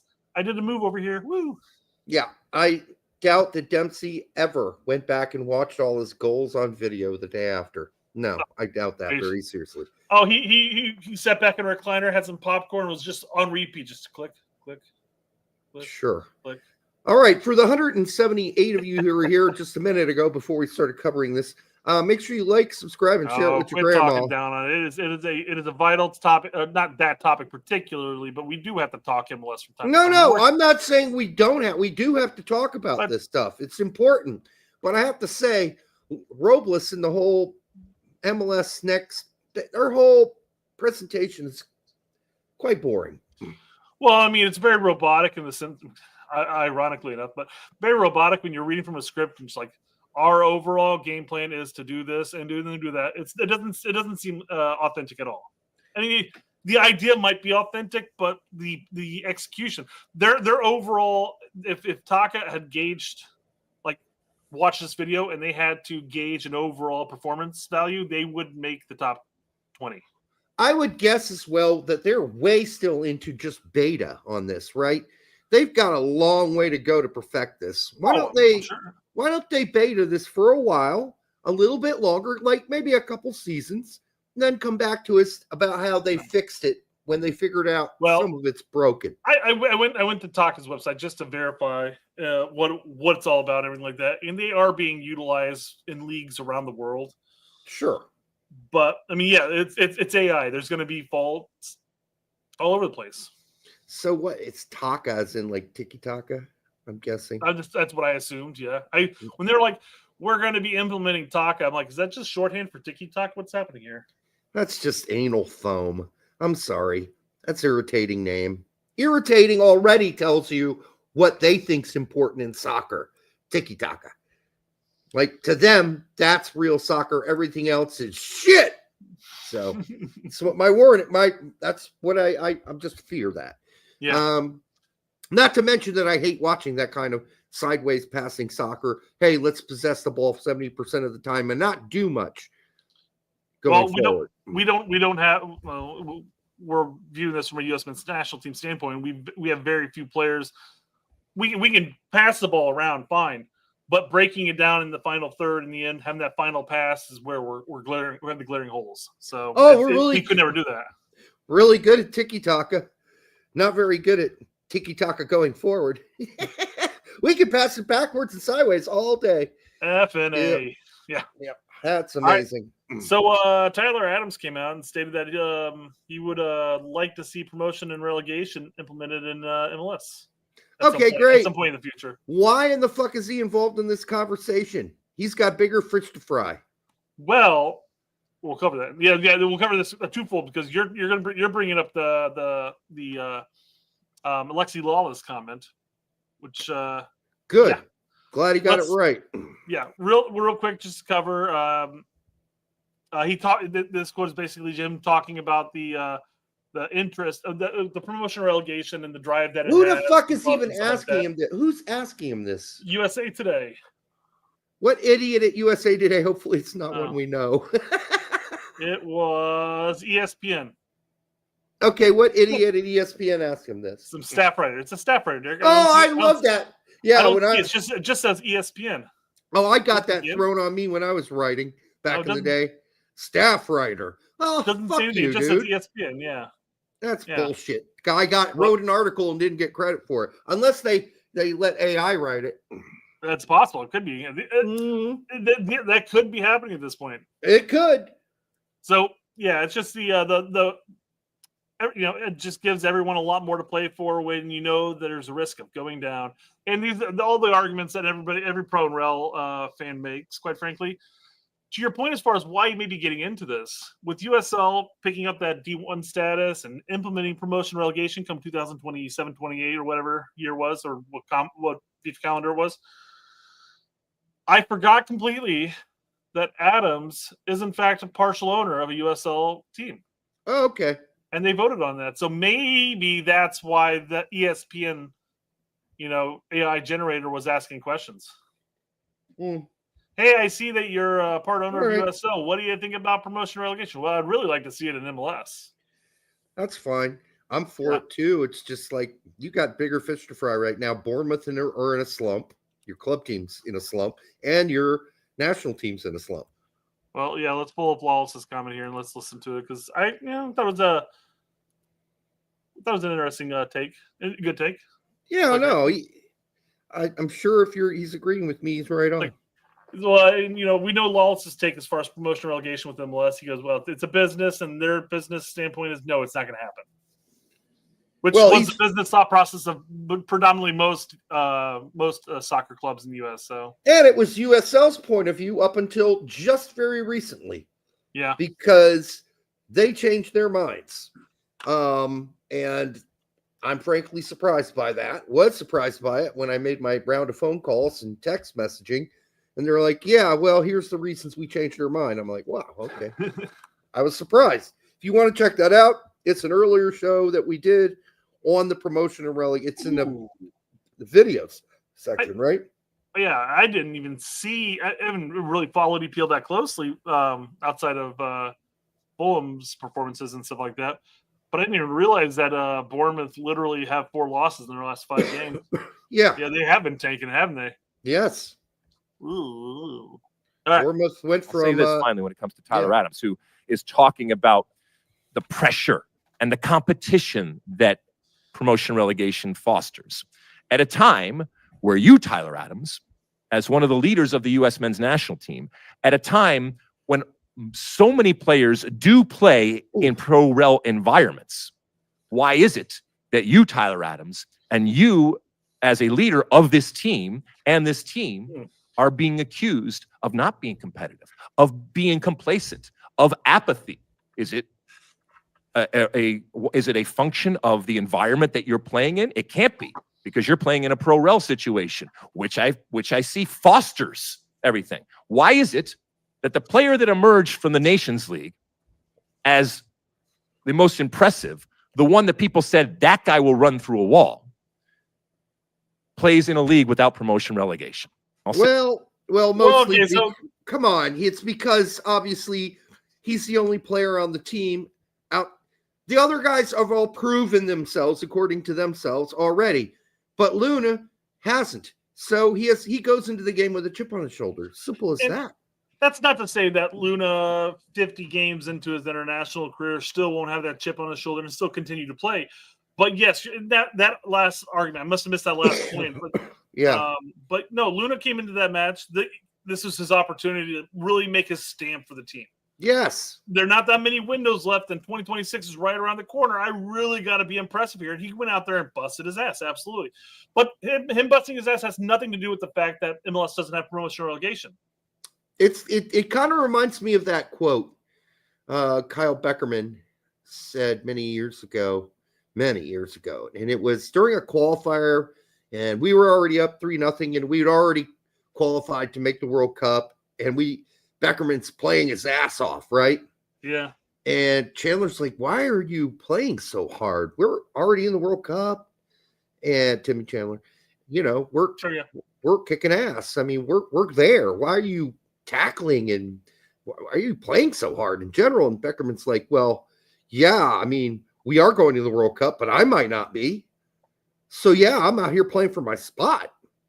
I'm out here making a case of why I should go with the team to the World Cup. Yeah, we're in the World Cup, but I might not be in the World Cup. That's why I'm busting my ass out here." And that may not, I can't remember who told me that story, but God damn it. I wish I could. But how many of these people who were jumping to the cause as far as saying, "Oh, these players don't care, these players don't care." How many of these people were saying the same thing about the Jamaican window during Nations League? Yeah. Did any of them bitch about anything? Yeah, this was an incredibly bad window. It was a poor window. The players got reamed for it. Poch got reamed for it. And we're going to move on to the next window. Hopefully, Poch does some changes and maybe wake-up calls for certain players. but this is it's Tyler Adams. I thought Tyler Adams was fine during the Nations League, quite frankly. Yeah, no. The other people on the team is fine, but I mean, you look at players. I mean, Weston didn't play well. Pulisic didn't really play well. And yet, every single one of those players on that pitch play in a league that has promotion relegation, but that has nothing to do with how they went out there and just played poorly. Their determination on playing and how sharp they were, or their level of caring, has nothing to do with the league that they played in that point. That's a non-point. No, they care, but they didn't come with their A game. That's a problem. Now, you could say, well, if they cared more, they would. But see, that's a sort of self-awareness that you don't always have when you're young. Sometimes you think, well, I did bring my A game, I thought. But no, you really didn't. And maybe you did come into the game with the idea that, oh, of course we're going to win this. We're a better team. We're better on paper. Well, not better on paper. You're just thinking you're a better team. And so there's a complacency in that. And there's also the whole psychology of, I've already proved to the world that I'm a top player. I don't need to prove it every game. You don't come out with that attitude every game. Once you've already proven you're a badass player or a really good player, you're like, people know I'm a good player. So there's no chip on my shoulder. Well, clearly Luna had the chip. Yeah. He had the chip. And that's why. And even, Aguiman, who, he scored. His physical presence showed he had a chip too, because, he was just rumbling and bumbling out there through guys and challenging the center backs and physically. And while he wasn't technically very good, he was giving it his body. I can say that much. So anyhow, it's odd because I think, we were the only show right after that match that said they care, but it's another problem. It's psychological. It's chip on shoulder business. They've got nothing else to prove to anybody because they've already made it. They've already been accepted, especially by their club teams as being top players. They don't come in with that chip. So now everybody else is singing the same song, but it all took them about a week to get there. So that's not that it's not a problem. It's still a fucking problem. That's a big problem that you're coming in thinking, oh, my shit doesn't stink. I'm really good. I don't have anything to prove. And then the best player on the field is somebody who has something to prove, named Diego Luna. Yep. Pumar says they need a different motivation at this point. Yeah. How about sticking him in a car with a cougar, making him drive? All right. Nice reference, Derek. I appreciate that. Yeah. You don't want to do that anymore, then start performing. Yeah. Yeah. All right. And when I said cougar, I meant an actual animal, not an older woman. I'm an older woman that wants to jump your bones. They might like that. That's more of a reward than it is punishment. Yeah. You got any midweek report you want to do? I do. Midweek report is quite short, but there's some celebrations to be had here. Not for Fulham, unfortunately, because Jedi played another middling 90 minutes for Fulham, and they lost, and now they're out of the cup. So disappointing for me, a sad Tuesday for me. Was looking forward to that game. Only thing you guys really had vying for you at that point. Yeah, I was really pumped up for that game, and it was a big letdown. And then where you guys sit on that table now? Ninth. Yeah, I think. Ninth. You guys are only 6 behind Man City in Europa. You can make Europa. Yeah, I don't know what's going on with Jedi. I really don't. It's just not. Not that he did anything bad. He didn't. But he's just not. I don't know. There's something missing out there for Jedi right now. And I don't know what it is. But it's not the guy 10 games ago, 15 games ago, who came out every game and was like, just killing it. Just absolutely just killing it. Also, so that was the bad news. At the same time, another game was going on, so I had to watch it later. And that was Arminia Bielefeld. I believe they're in East Germany. It's an old East German. So, like, I'm not really familiar with Bielefeld as a city or a town. So I'm just guessing they're in old East Germany. They came out and won against Bayer Leverkusen with a 30-year-old. And if you've been following this show for the last 3 years, you've heard this name. Brett, you've heard this name many, many times. Mail Corbeaus. Sure. All right. We've mentioned him on this show many, many times and followed his whole career, the last three seasons at least, when he was at Verl, and I forgot the team before that. But he's been playing in 2 Bundesliga and 3 Bundesliga. He's now 30 years old. He's a starter. He's also the captain of Arminia Bielefeld, and they fucking upset Leverkusen. That was a fun game to watch, and all cheers and shout-outs, major cheers to Mail Corbeaus.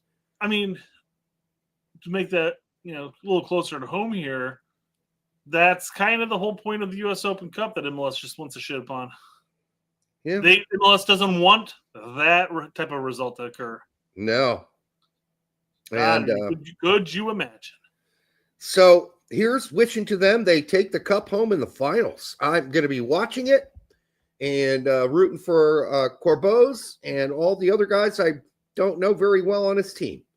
And, the thing is, I think Arminia Bielefeld are like 4th or 5th. So they still got a chance to come up to the 2 Bundesliga next season. We'll see. But I just swear to God, not long ago, they also had a long cup run 2 or 3 years ago, maybe. So this is not the first time they've done this. Bielefeld 1 game away from Europa League as a 3rd division team is crazy. I know. I don't know if they're going to be able to pull off that final because you're finally there, right? You're Bielefeld, and then you get nervous because now, the chips are all on the table, and now you could do something amazing. Before you're like, hey, what the fuck? We got nothing to lose. We're in the 3rd Bundesliga. Who cares? Let's just go out there and play freely. Well, now you're in the final. They're playing Stuttgart next. Yeah, and I think you're going to pucker up. A lot of tight assholes can happen. In that defense, though, it was between Leipzig and Stuttgart, so. Yeah. So they're going to pucker up. The anuses will tighten in that final. I trust me, and they're not going to play probably as freely and as they did in the semifinal. All right, then we move on to Wednesday, and Adams went 46 in that loss for Bournemouth. Matt Turner, of course, didn't play for Crystal Palace, and Richards is injured again, so he didn't play. Hang on real quick. Bella doesn't play for them anymore. Isn't that the team he was playing for in Germany? No, Bella. Yeah, he's in Austria. He's at Lask with another guy, another American. And then Pulisic 76, and wow, what a frustrating game to watch. Of course, Musa didn't play, but Pulisic looked pretty upset and pretty. That face he makes when he's not happy.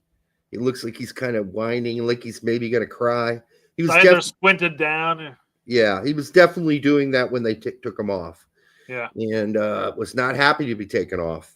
But then they went on and tied it. So, it's still a game here between them and Inter. But again, I thought it was vice versa. I thought Inter came back and tied it.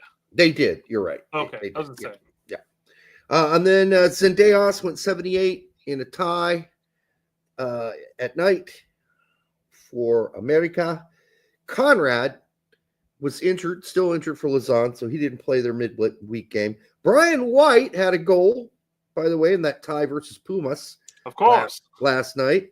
So he keeps on scoring, can't stop. But then again, that's been going on for quite a long time with Brian White at Vancouver. So it's not like a surprise. He's been the most prolific regular scorer of Americans in MLS for probably a good 3 seasons going. And then Marky Delgado got an assist versus Miami, which I did watch. I watched both of those games last night, and they get the win over Miami. Like, they stifled Miami. Miami could not figure out how to score. So, and then what the fuck? There was no games on Thursday. Nothing to watch on Thursday. Not a single game. Here I am on spring break. You think they spread them out a little so I can enjoy every day? Couldn't enjoy today because there was no fucking soccer on. Spread it out, guys. All right. And that was it. That's it. Nothing on today. All done. Yanks Abroad. Yanks Abroad report is over. All right. Yes, Chelsea and Tottenham played a pretty dull game. I didn't watch it. I didn't. I heard it started off fantastically, though. Why would you want to watch it, though? I don't. Outside of just watching soccer, what's the point? I hate Chelsea, and I don't hate Tottenham, but I have no dog in that fight. Exactly. No. I mean, I've got other uses of my. I've got 2 hours of other use I could do. Yeah, I had to finally wash some clothes, so yeah. In fairness, that's something you can do while watching soccer, even if you're not invested. Chores. I mean, you're not sitting there with a board washing your own clothes down at the river. Down at the river with my van. By the river. Yeah. In my van. Smoking weed and washing my clothes. All right, what else we got? We're jumping right into the pros and the cons of hitchhiking with Poch. These are the pros and cons of hitchhiking with Poch. Yeah, so Derek sent me this title of the show, and I responded back to him. I go, "What is this title?" And he had to tell me. He had to tell me what it was. Yeah, so Roger Waters' first solo album was called The Pros and Cons of Hitchhiking. By the way, much underrated album if you've never listened to it. A great story, as all Roger Waters albums are, from front to back. And really not a bad song on there. And even though I can't stand Eric Clapton as a guitar player, generally, he's really good as David Gilmour's replacement on that album. So he left Pink Floyd at that point and decided to do his own stuff. And he replaced David Gilmour with, although Eric Clapton doesn't sing on it, it's all Roger Waters, as we well know, as you know, if you're a Pink Floyd fan. Songs like Comfortably Numb are mostly sung by David Gilmour. And because Roger's got a very distinctive lower tone voice, probably not going to hit some of the notes in some of the Pink Floyd songs. Although he's fabulous in The Pros and Cons of Hitchhiking. If you've never listened to it, I recommend it. Go for it. Yeah. Now Roger Waters is a Nazi. All right. Nazi, you mean? Yeah, we don't say the N-word here. Well, Con, I mean, or the other N-word, right? Yeah. Well, that word's thrown around so often that I don't know what to think about that at this point. Who's Roger Waters? Huh? Who's Roger Waters? Roger Waters. He's the lead songwriter in Pink Floyd. That's right. All right. And for years, him and David Gilmour were the two main dudes.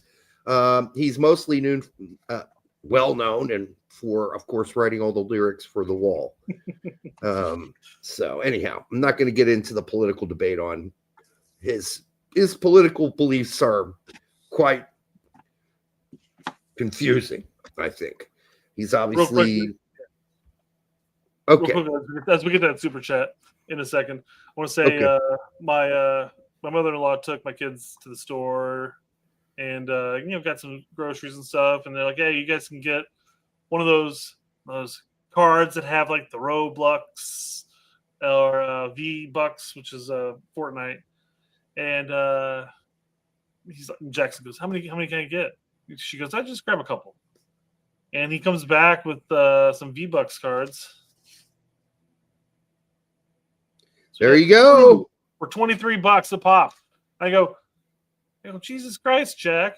Did you at least okay this with Mimi before you decided to waste all of her money? And you just said to grab a couple, and these were the only ones there. I'm like, they weren't the only ones there, dude. What? Put them up again? I went up and I still can't see it. Hold on. Fortnite. $22.99. Fortnite. You spent $46 of our dollars for Fortnite V-Bucks. Oh, okay. And I'm, God damn, dude. Like what a giant waste of money. And I don't know if we have any young fans in the audience that play games where you pay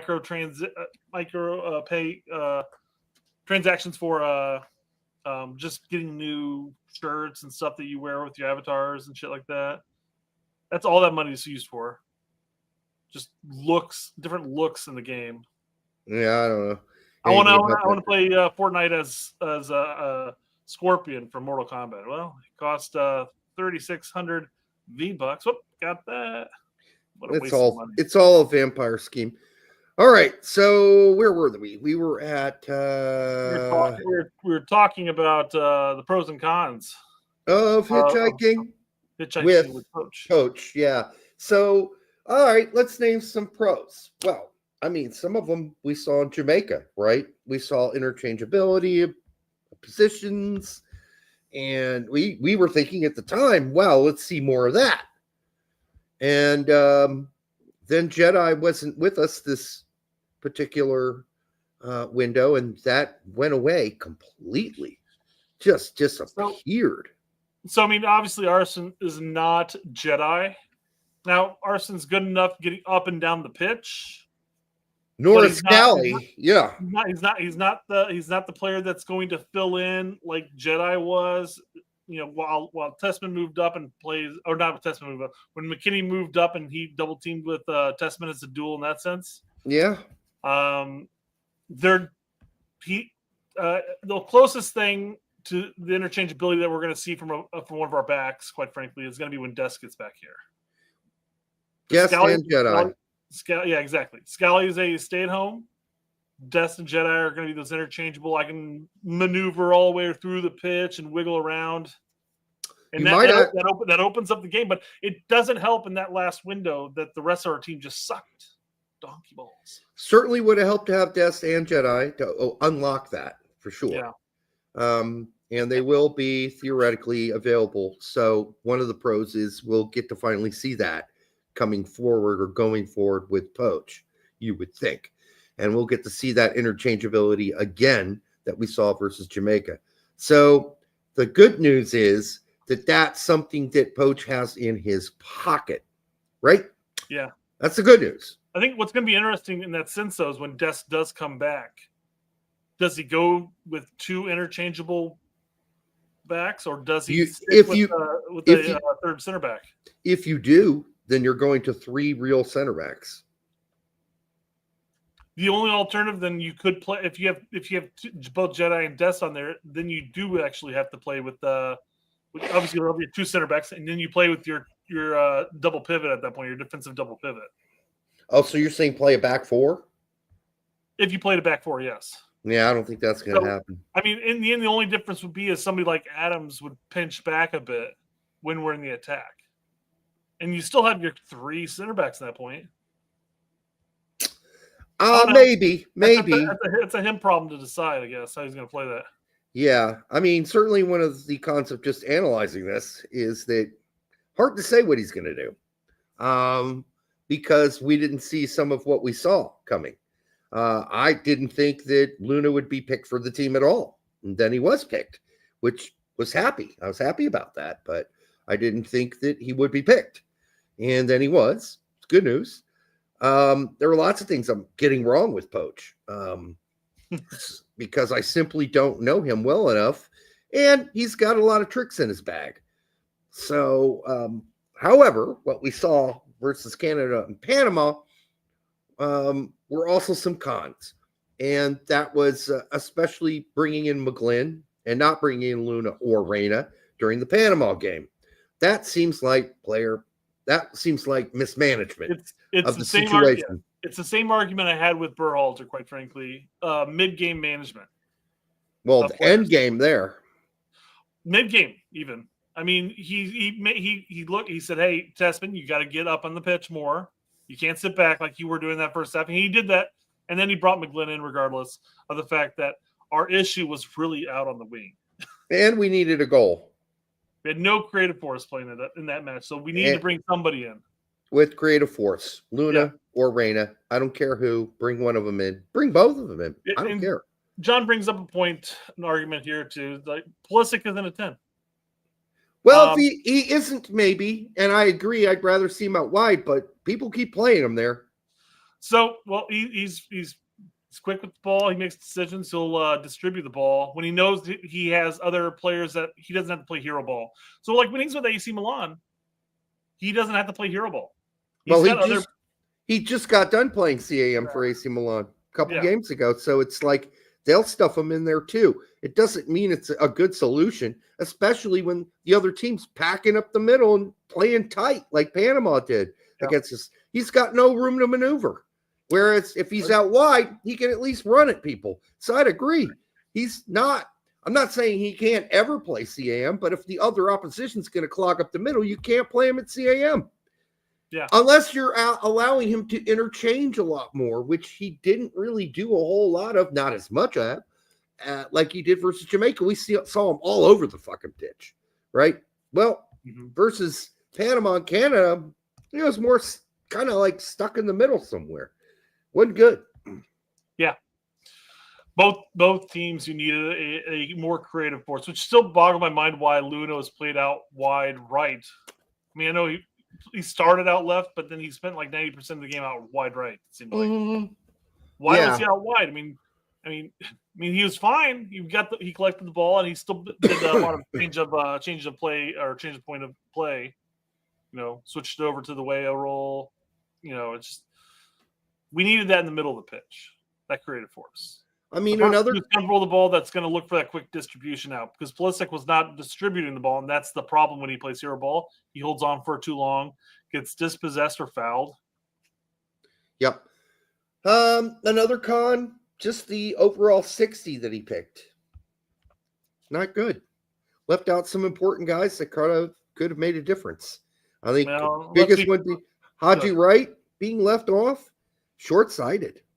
That's a big one. And let's be fair. After you get 40 and beyond, it doesn't really matter. But that 30 to 40 range could have been better. Absolutely, 100%. Oh, just get him on the 60. I mean, if he's not healthy, okay, don't use him. But Tolkien was on there. He was injured. He's on there. Why not put Haji Wright on there? Philly center back that was also on there was injured too. Yes. So at least put him on there. If he's not going to get the thumbs up from his club, who ended up playing and starting him 4 games in a row, obviously he's healthy. We'll not start the first one, but regardless, he played a lot of soccer. Also, there are other guys that I think were left out. I think Paxton Aronson's a good example. I think he's going to be called in next in the upcoming friendlies. I don't. You don't think so? No. I think Poch is going to have to make some changes in there. If anything, just to light a fire under some people's butts. I hope so, but I didn't really hear that come out of his mouth. But I heard that these guys have to learn to motivate themselves because I can't do it for them. But that's lazy coaching right there. Yeah. You got to be able to, whether it's by hook or crook or threat, you've got to be able to motivate these guys that they're going to lose their spots. It doesn't have to be all carrots. All right, hit them with some sticks. Yeah. Right? I mean, at the point, I mean, I know that Pulisic and West got pulled out part of the way through the Canada match. And it's weird seeing them coming off the pitch, but it's nice also to see them come off the pitch. But there needs to be some accountability, quite frankly. And if you're going to come in and you're going to play like shit next window, I'm sorry, you might not get called back in. And we are talking about, well, I guess that those friendlies before the Gold Cup, I'm not sure. I mean, Poch is obviously not going to be calling up the Juventus or AC Milan. Is AC Milan in Club World Cup? No, just Juve, right? I believe so, yeah. So Juve boys won't be there, but so they may be there for the upcoming friendly window, which I would expect. But hopefully we get the proper West net in those games. If I'm McKenny and Way, I'm like, can we please leave? We need to go prove ourselves at our national team. Fuck this Club World Cup bullshit. Well, when are those games? Right before Copa? Right before the Gold Cup, or is it like a month before the Gold Cup? I don't know. I don't know. Keep talking. I'm going to look it up real quick. So the other con for Pochettino, honestly, has been his recruiting. And maybe he's doing it behind the scenes and we just don't know about it. I doubt it. But it was good that he called up Downs into the group of 60. That was an improvement. But we haven't heard dick squat diddly poo about Nathaniel Brown yet. That is a massive oversight if we're ignoring that kid. He's been the best player on the pitch several times for Frankfurt this season. We could have used the depth when Jedi's out. We could use his depth. Not only that, he can play left back, left winger, or left midfielder. That's a lot of different positions. He just played recently with Frankfurt as a left midfielder. We've seen him before that as a left back and a left wing back. Boy, we could use help because let's say Jedi stubs his toe. All right, well, who do we got? Now you're having to mix and match, right? You're maybe throwing Dest over there and Scally out right or whatever. Like, go after this kid in a very subtle way. You don't have to suck his dick. You don't have to, promise him presents on Christmas. You just need to know, he needs to know you're interested and that you're watching. That's it. And we need some stupid motherfucker covering the sport, mainstream media motherfucker who has access to the U.S. Men's National Team and Poch when they are sitting in front of him and asking him questions to ask him about Nathaniel Brown. Can someone please bring it up like you're a real journalist interested in knowing some important information about a dual nat who would be a great benefit to having coming into this World Cup to have and going forward in future World Cups to have. That's very frustrating. I mean, I don't know what's going on there. So that's like a double con. That's a con for Poch, and that's a con for all the idiots who have access to Poch that refuse to ask him a question and will rather ask him stupid fucking questions like, well, how do you like the venue you're playing at? Isn't this a wonderful city? What's the best thing you like about our city since you've been here? Oh, I really like the whores and prostitutes down on 82nd Street. Love me some crack. Yeah. I mean, those are great, and I think your meth is fantastic. It's the best meth I've had. Depends on the certain location of the match itself. St. Louis, Midwest area, yeah, sure. LA is gonna be different. Well, I don't see, and people are saying here he doesn't want to lose access. I don't know how that's gonna. How does that question even lose you access? Even asking that, I don't think that'll lose you access to ask that question. Well, I may be wrong, but I don't see what is so hard about asking that would make you get blacklisted. That's just a question. Like, have you talked to him? Yeah, there's two ways to ask it, right? There's hey, Poch, we're a little thin on the left wing. Have you reached out to Nathaniel Brown and what has he said? Where are we at in that? And the other way is, hey, Poch, quit being a fucking moron and start calling these dual nats because we could use some assistance. There's two different ways of asking that, right? I mean, I'll tell you how I'd ask it. I'd say, and you know what? I know guys, they could ask this, but haven't been there lately, like Shredder. But it's just like, hey, we understand that Nathaniel Brown's a dual nat, and there's some evidence on his social media that he's interested in maybe playing for us. Have you called him? Have you had a phone call with him at least, or talked to him? What can you tell us about what's going on so far with Nathaniel Brown? That's it. That shouldn't get you fired. Here's what you do. You're like two-parter Poch. First, how do you like our city? And two, when are you going to call Nathaniel Brown and get him into the camp?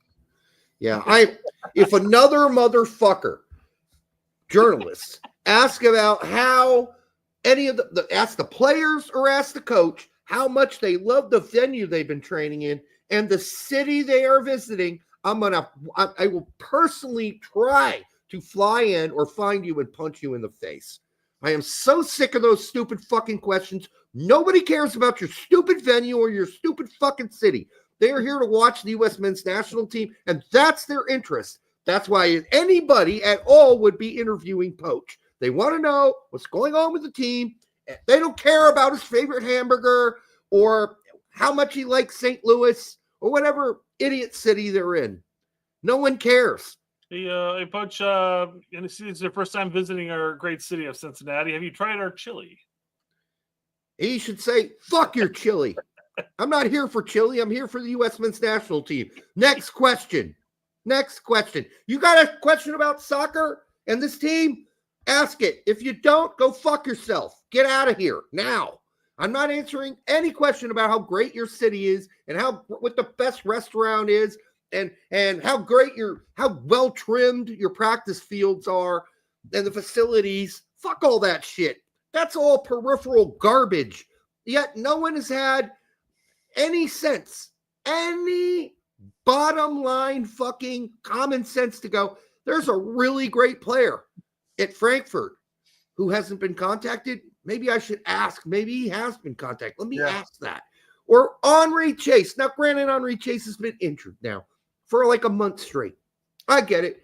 Don't have to ask about him right now. But when Henri was playing for Stuttgart at the beginning of the season and starting every game, it would have been nice if somebody had inquired, because inquiring minds want to know. But the people covering the game apparently are not very inquiring, even though they're fucking journalists, and it's their job to be inquiring.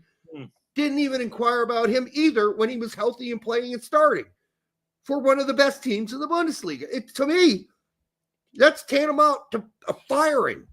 If you're working for me, if I'm running an outlet, you're getting fired because you asked the stupid shit question instead of the important question, because we're weak at center back. And if fucking Jedi goes down on the left, we become very weak in general on the left too.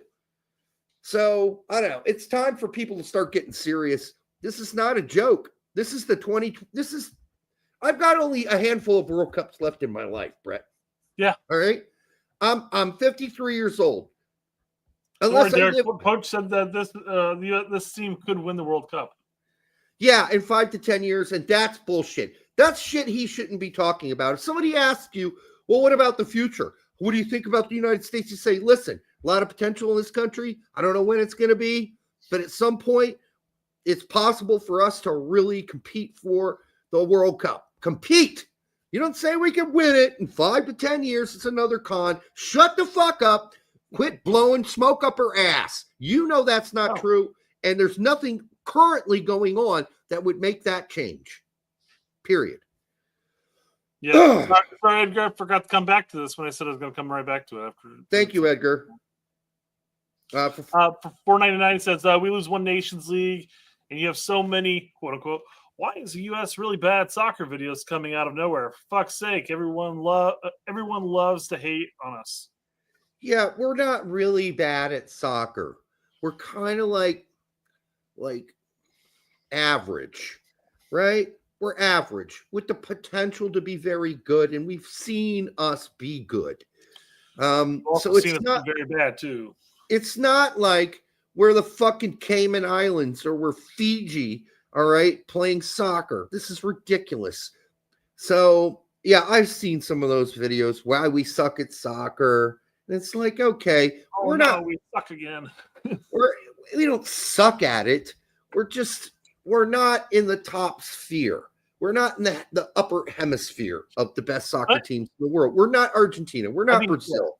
I think most people who are doing the videos that you're referring to and stuff like that are in a bad spot because they're looking at the squad and saying we should be doing much better than this. But we're constantly seeing, bad window after bad window. When it was with Greg, we saw the Copa, and then we saw Nations League followed up right with it, and it's a little disheartening in the sense. And Derek had this comment a couple shows back saying, you guys, everybody has to have something else besides this sport. Yeah, to lean on, because there's gonna be ebbs and flows, waxes and wanes. We're gonna have good spells. We're gonna have bad spells. We're not that good where our bad spells are still really good. Right, and I just think to give people context, I started watching the sport in the 80s. You want to know bad? Go back to the 80s. We were bad. We were a fucking laughing stock. All right? We barely could qualify for anything. We couldn't beat fucking Caribbean nations at soccer. All right? We're way beyond that kind of bad. Now, are we bad in the sense that we've been playing bad? Yes.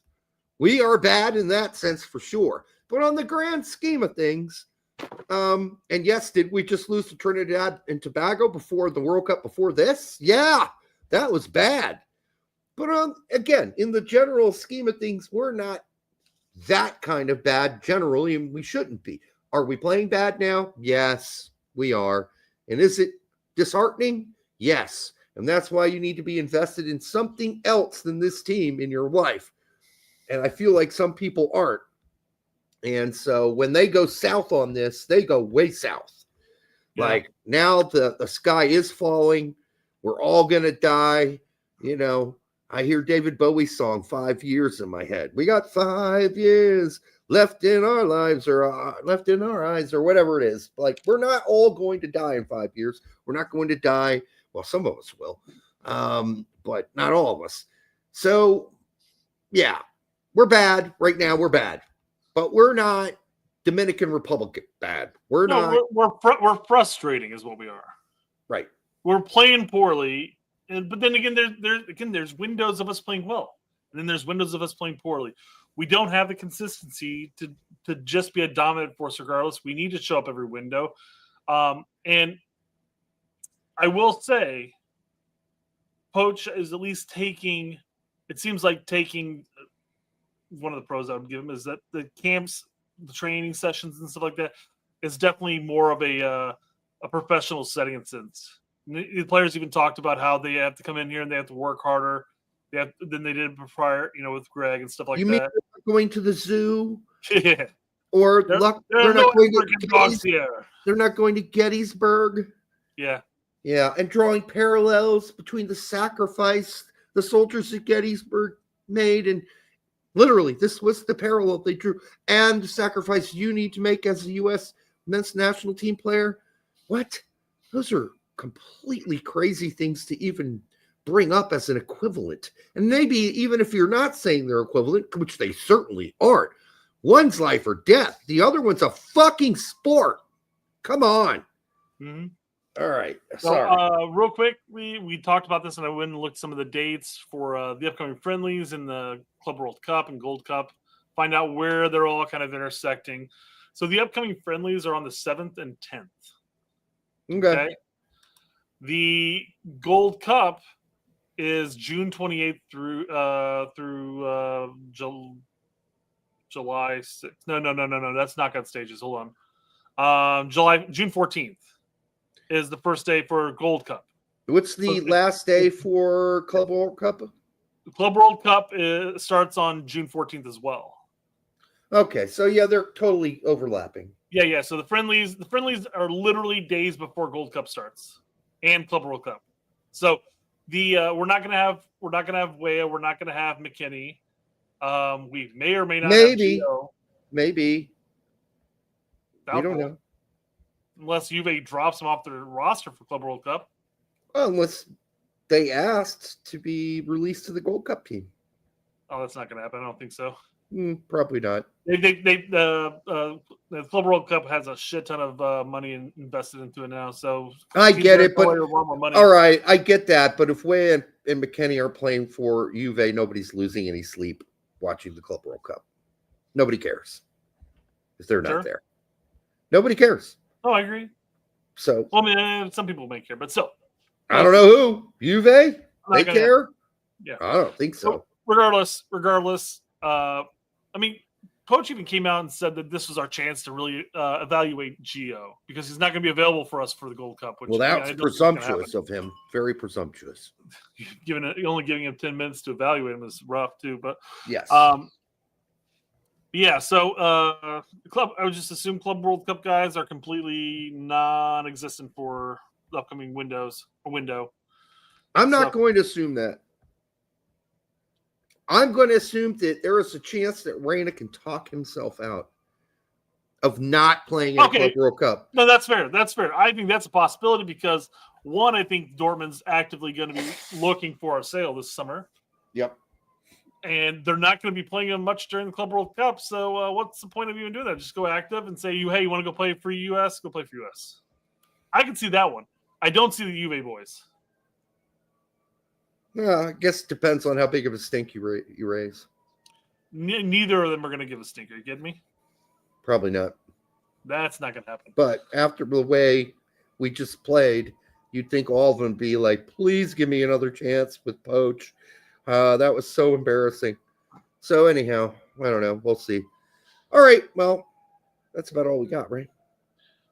I did want to briefly talk about a goalkeeping situation for this next window, since we're talking about the goal and all that stuff. Yeah. So we have a video from Tony, and then we got Justin Moran, who's a very nice guy, but boy, his takes sometimes. Posted who he would take. Not too far off of Tony's here in this, but let's listen to what Tony has to say about the goalkeeping situation. Diego Cochen, he's on the bench at Barcelona. I've said he's not been in the first team, but in a tournament like this, I'd like to see him in camp. And depending on what happens in the draw, there's got to be a game in there for him. Like, I don't know that we need to see the same goalkeeper for 3 games in the first round. I don't need to see Matt Turner. I don't want to know that Matt Turner is getting sharp on national team games. I mean, that's fine. I don't want him getting sharp on national team games either, but let's be really honest. I don't think Cochin's in the – I mean, maybe, but I don't think he's going to play. Cochin's been brought in to a couple camps now. But, yeah, even if he's brought in for this camp, I know Tony had mentioned, he goes, I would like there some draw. I'd like to see Cochin given a chance. But the thing is, like, what if that's our first game? We go in there and we get upset. I mean, I doubt it, but what if we do? Yeah. What if it's the second game and we need to make sure we get this win so that way the third game means little to nothing? Here's the thing about coaching. We got time, folks. There's no need to rush this right now. Is he great with his feet? Yes. Is he still extremely young for a goalkeeper? Yes. Remember, everybody banging the drums for Slonina, although, okay, listen, coaching way better than his feet. Shot stopping, I don't know, maybe they're comparable in some way, but like nobody's banging the drums for Slonina now. Because he's riding Pine. He's riding not even Pine. He's riding his comfy chair at home. No, people watch at least the highlights of the Barnsley games, and they're like, "Oh God, what are you doing, dude? What the fuck are you doing?" 22-year-old goalkeeper will make mistakes. Absolutely will make mistakes. He'll get a loan. He'll get a loan in the summer for the next season somewhere, and he'll get another shot. Yeah, there's no need to rush coaching when you have some respectable MLS keepers like Matt Freese. And frankly, Stefan's played well. This is the best he's played in 2 seasons, 3 seasons, maybe 4. So maybe 5, actually, the more I think about it. This is and of course, the Stefan people are like, well, he's finally healthy. That's why he's playing well. I think it's a little of that, but I also think it's a little of, I got to sniff at the national team still. Yeah. So I'm playing the best ball of my life. I'm inspired. I got the chip back, right? So I'm not gonna lie. There's a situation where I actually would be okay with Turner being one of those players in this next window who kind of gets in a wake up call. I wouldn't either. I'd be fine with that. Call up Stefan and Freese and coaching, and then have Stefan and Freese split some of the starts, and then coaching can learn. But throwing coaching to the wolves this early seems a little rough in a tournament we really, really want to win pretty badly after what we just did and what we just saw. Last 2 tournaments for the U.S. has sucked royal, so we need to come back. We need to approach this with the solid team. I mean, unless you don't want anyone to care about the U.S. men's national team by the time the World Cup happens, because we keep stinking it up all the way until the World Cup. I mean, how enthused are people going to be to go watch that disaster, right? They're going to be like, we're going to be a disaster because we've been a disaster for a complete year leading into it. So yeah, I think people would still go and watch the World Cup games because it's a World Cup game. I It's just an think they'd go in experience. expect it to suck. Mm-hmm. Yeah. Well. So then here's real quick what Justin said, which wasn't too terribly. Well, actually, I take that back. He said Coach and Schulte and then Slonina. I'm fine with Schulte. Yeah, that's it. And I just think if you're going to post this, you got to know, because he didn't, Gaga's situation and how poorly he's played for the last two clubs he's been at on loan. You can't throw Eupen at him. He had some bad games at Eupen too, but the Barnsley games were particularly egregious. And I'll say probably the first handful of games for was it Barnsley? The first few games for Barnsley were fine. Yeah, he was fine. And then yes, he shit the bed after that. Got a finger injury, quote unquote. Yeah. And then went back to Chelsea. No, Gaga's not going to get a call up. No chance in hell for USMNT's national team until he can get back on loan somewhere. And even then, that's still. I mean, you're loaned out to another Eupen type team. You know, bottom of Denmark, bottom of Belgium, whatever. I mean, is that really worth calling him in over, say, a Stefan, a Freeze, or a Schulte? No. I mean, I'd call him in over like Calendar, but hell, I'd call Brady in at this point over Gaga. Calendar doesn't play anymore. I know. So that's easy. Neither does Gaga. So what's your point? The only point, yeah, that's true. The only point I would make to Justin on these is when you're going to put these out, I would do like the basic modicum of research on the players first. Before putting out what is basically two children and a grown man as your picks for USMNT's national team camp.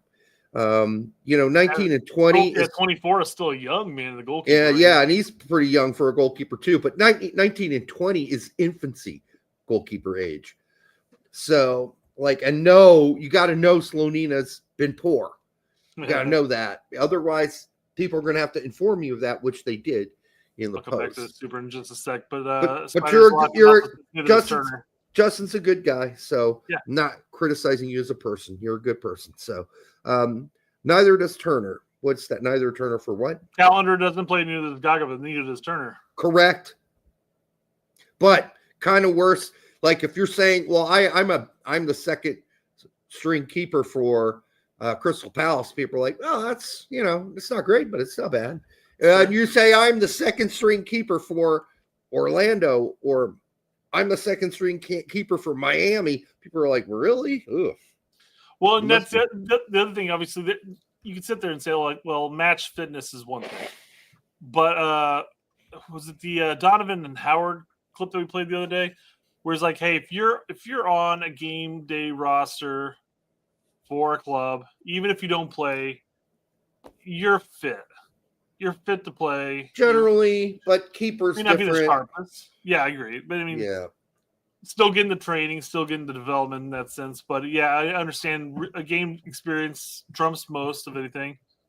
But these players are actively participating in practice and getting tested on a daily basis. So nothing beats playing. Yeah, nothing beats actually playing games. Julian Vivas for $4.99. Do you guys think there will be changes of players in the next window? Like, I mean, it's really hard to say, but you mentioned Paxton. Paredes isn't. I don't think he's barely back to practicing with Wolfsburg right now. So definitely not Paredes, unfortunately. Yeah, I don't think so. Out for the entire fucking season. Good Lord. Listen, as far as Nathaniel Brown goes, Julian, that's from your lips to Poch's ears. Okay, but we have seen absolutely zero evidence that is going to happen from Poch, because we've also seen zero questions from people covering the game who have access to him ask him that question. So we don't know. Dominic Downs still coming back from a hand injury after that whole jerking off incident that he had, which damaged some ligaments apparently in his hand. God, he must be hung like a horse. But he'll be available. He'll be available. We'll see. And then Caleb Wiley just played his first game for Watford, probably a little early there. And John Tolkien, since he's been uninjured, came back and hasn't played since he's been healthy for his team. It's only been one game, but you'd think they'd throw him in and give him 20, right, at the end of the game. But he did not play at all. So I don't see any of these guys except for Paxton and having a real chance, unless something's happening behind the scenes that none of us know about concerning Nathaniel Brown. But Downs could be included easily because he was probably going to be included for this last window, I'd imagine. He hasn't played for a month. Sure. Hasn't played. Now, if he starts playing again and scoring goals again for Köln, fine. And for those of you, Cologne for the rest of you. We call it Köln in Germany. All right. Yeah, I mean, Julian, I don't see a lot of that happening. But you know what? I was wrong about Poch calling up Luna. And happily, he did. I didn't think he would. And it turned out Luna was the best player on the team. So glad he did. All right. That's about it, Brett. Yeah, that's all, folks. Yeah, for a show we thought would be an hour long. I mean, really? Literally was. Derek's he's like, so hour-long show. I'm like, it could have been. Could have been, but obviously I became enraged in parts of the show. Yep.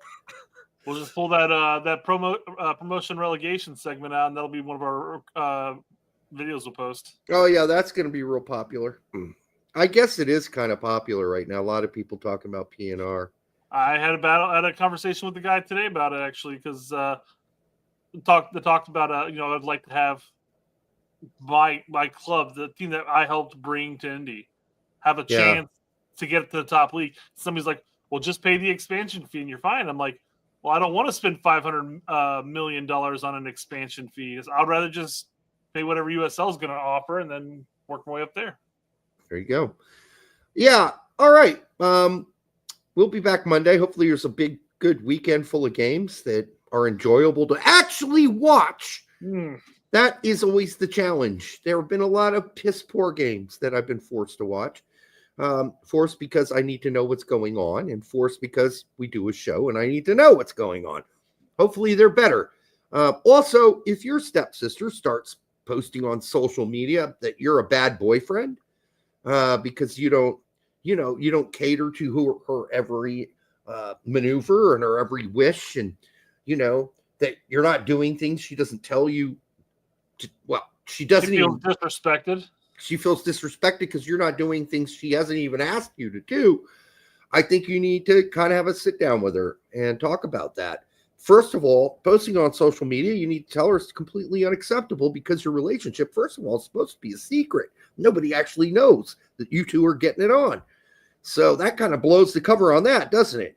All right. Well, a lot of things to fix there. And I'm sure you and your stepsister will work it out. Until next Monday, have a great weekend, and we'll see you then. Good night. Mwah.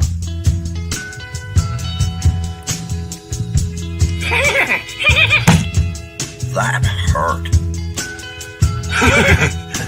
I want to play in Europe. What the hell does that mean, right? Because Europe could be Latvia, Luxembourg. No one's talking about Latvia or Luxembourg, dumbass. But you don't want to just shove it in there. Start with a smaller finger, especially if this is the first time. Start with a smaller finger and go slow. I mean, there's a lot of things that need to change. Honey, eating ass, it is the best thing that you can do for your man. I want people to realize I'm just human. I'm just human, and I make mistakes. So this guy, Derek wants to know, is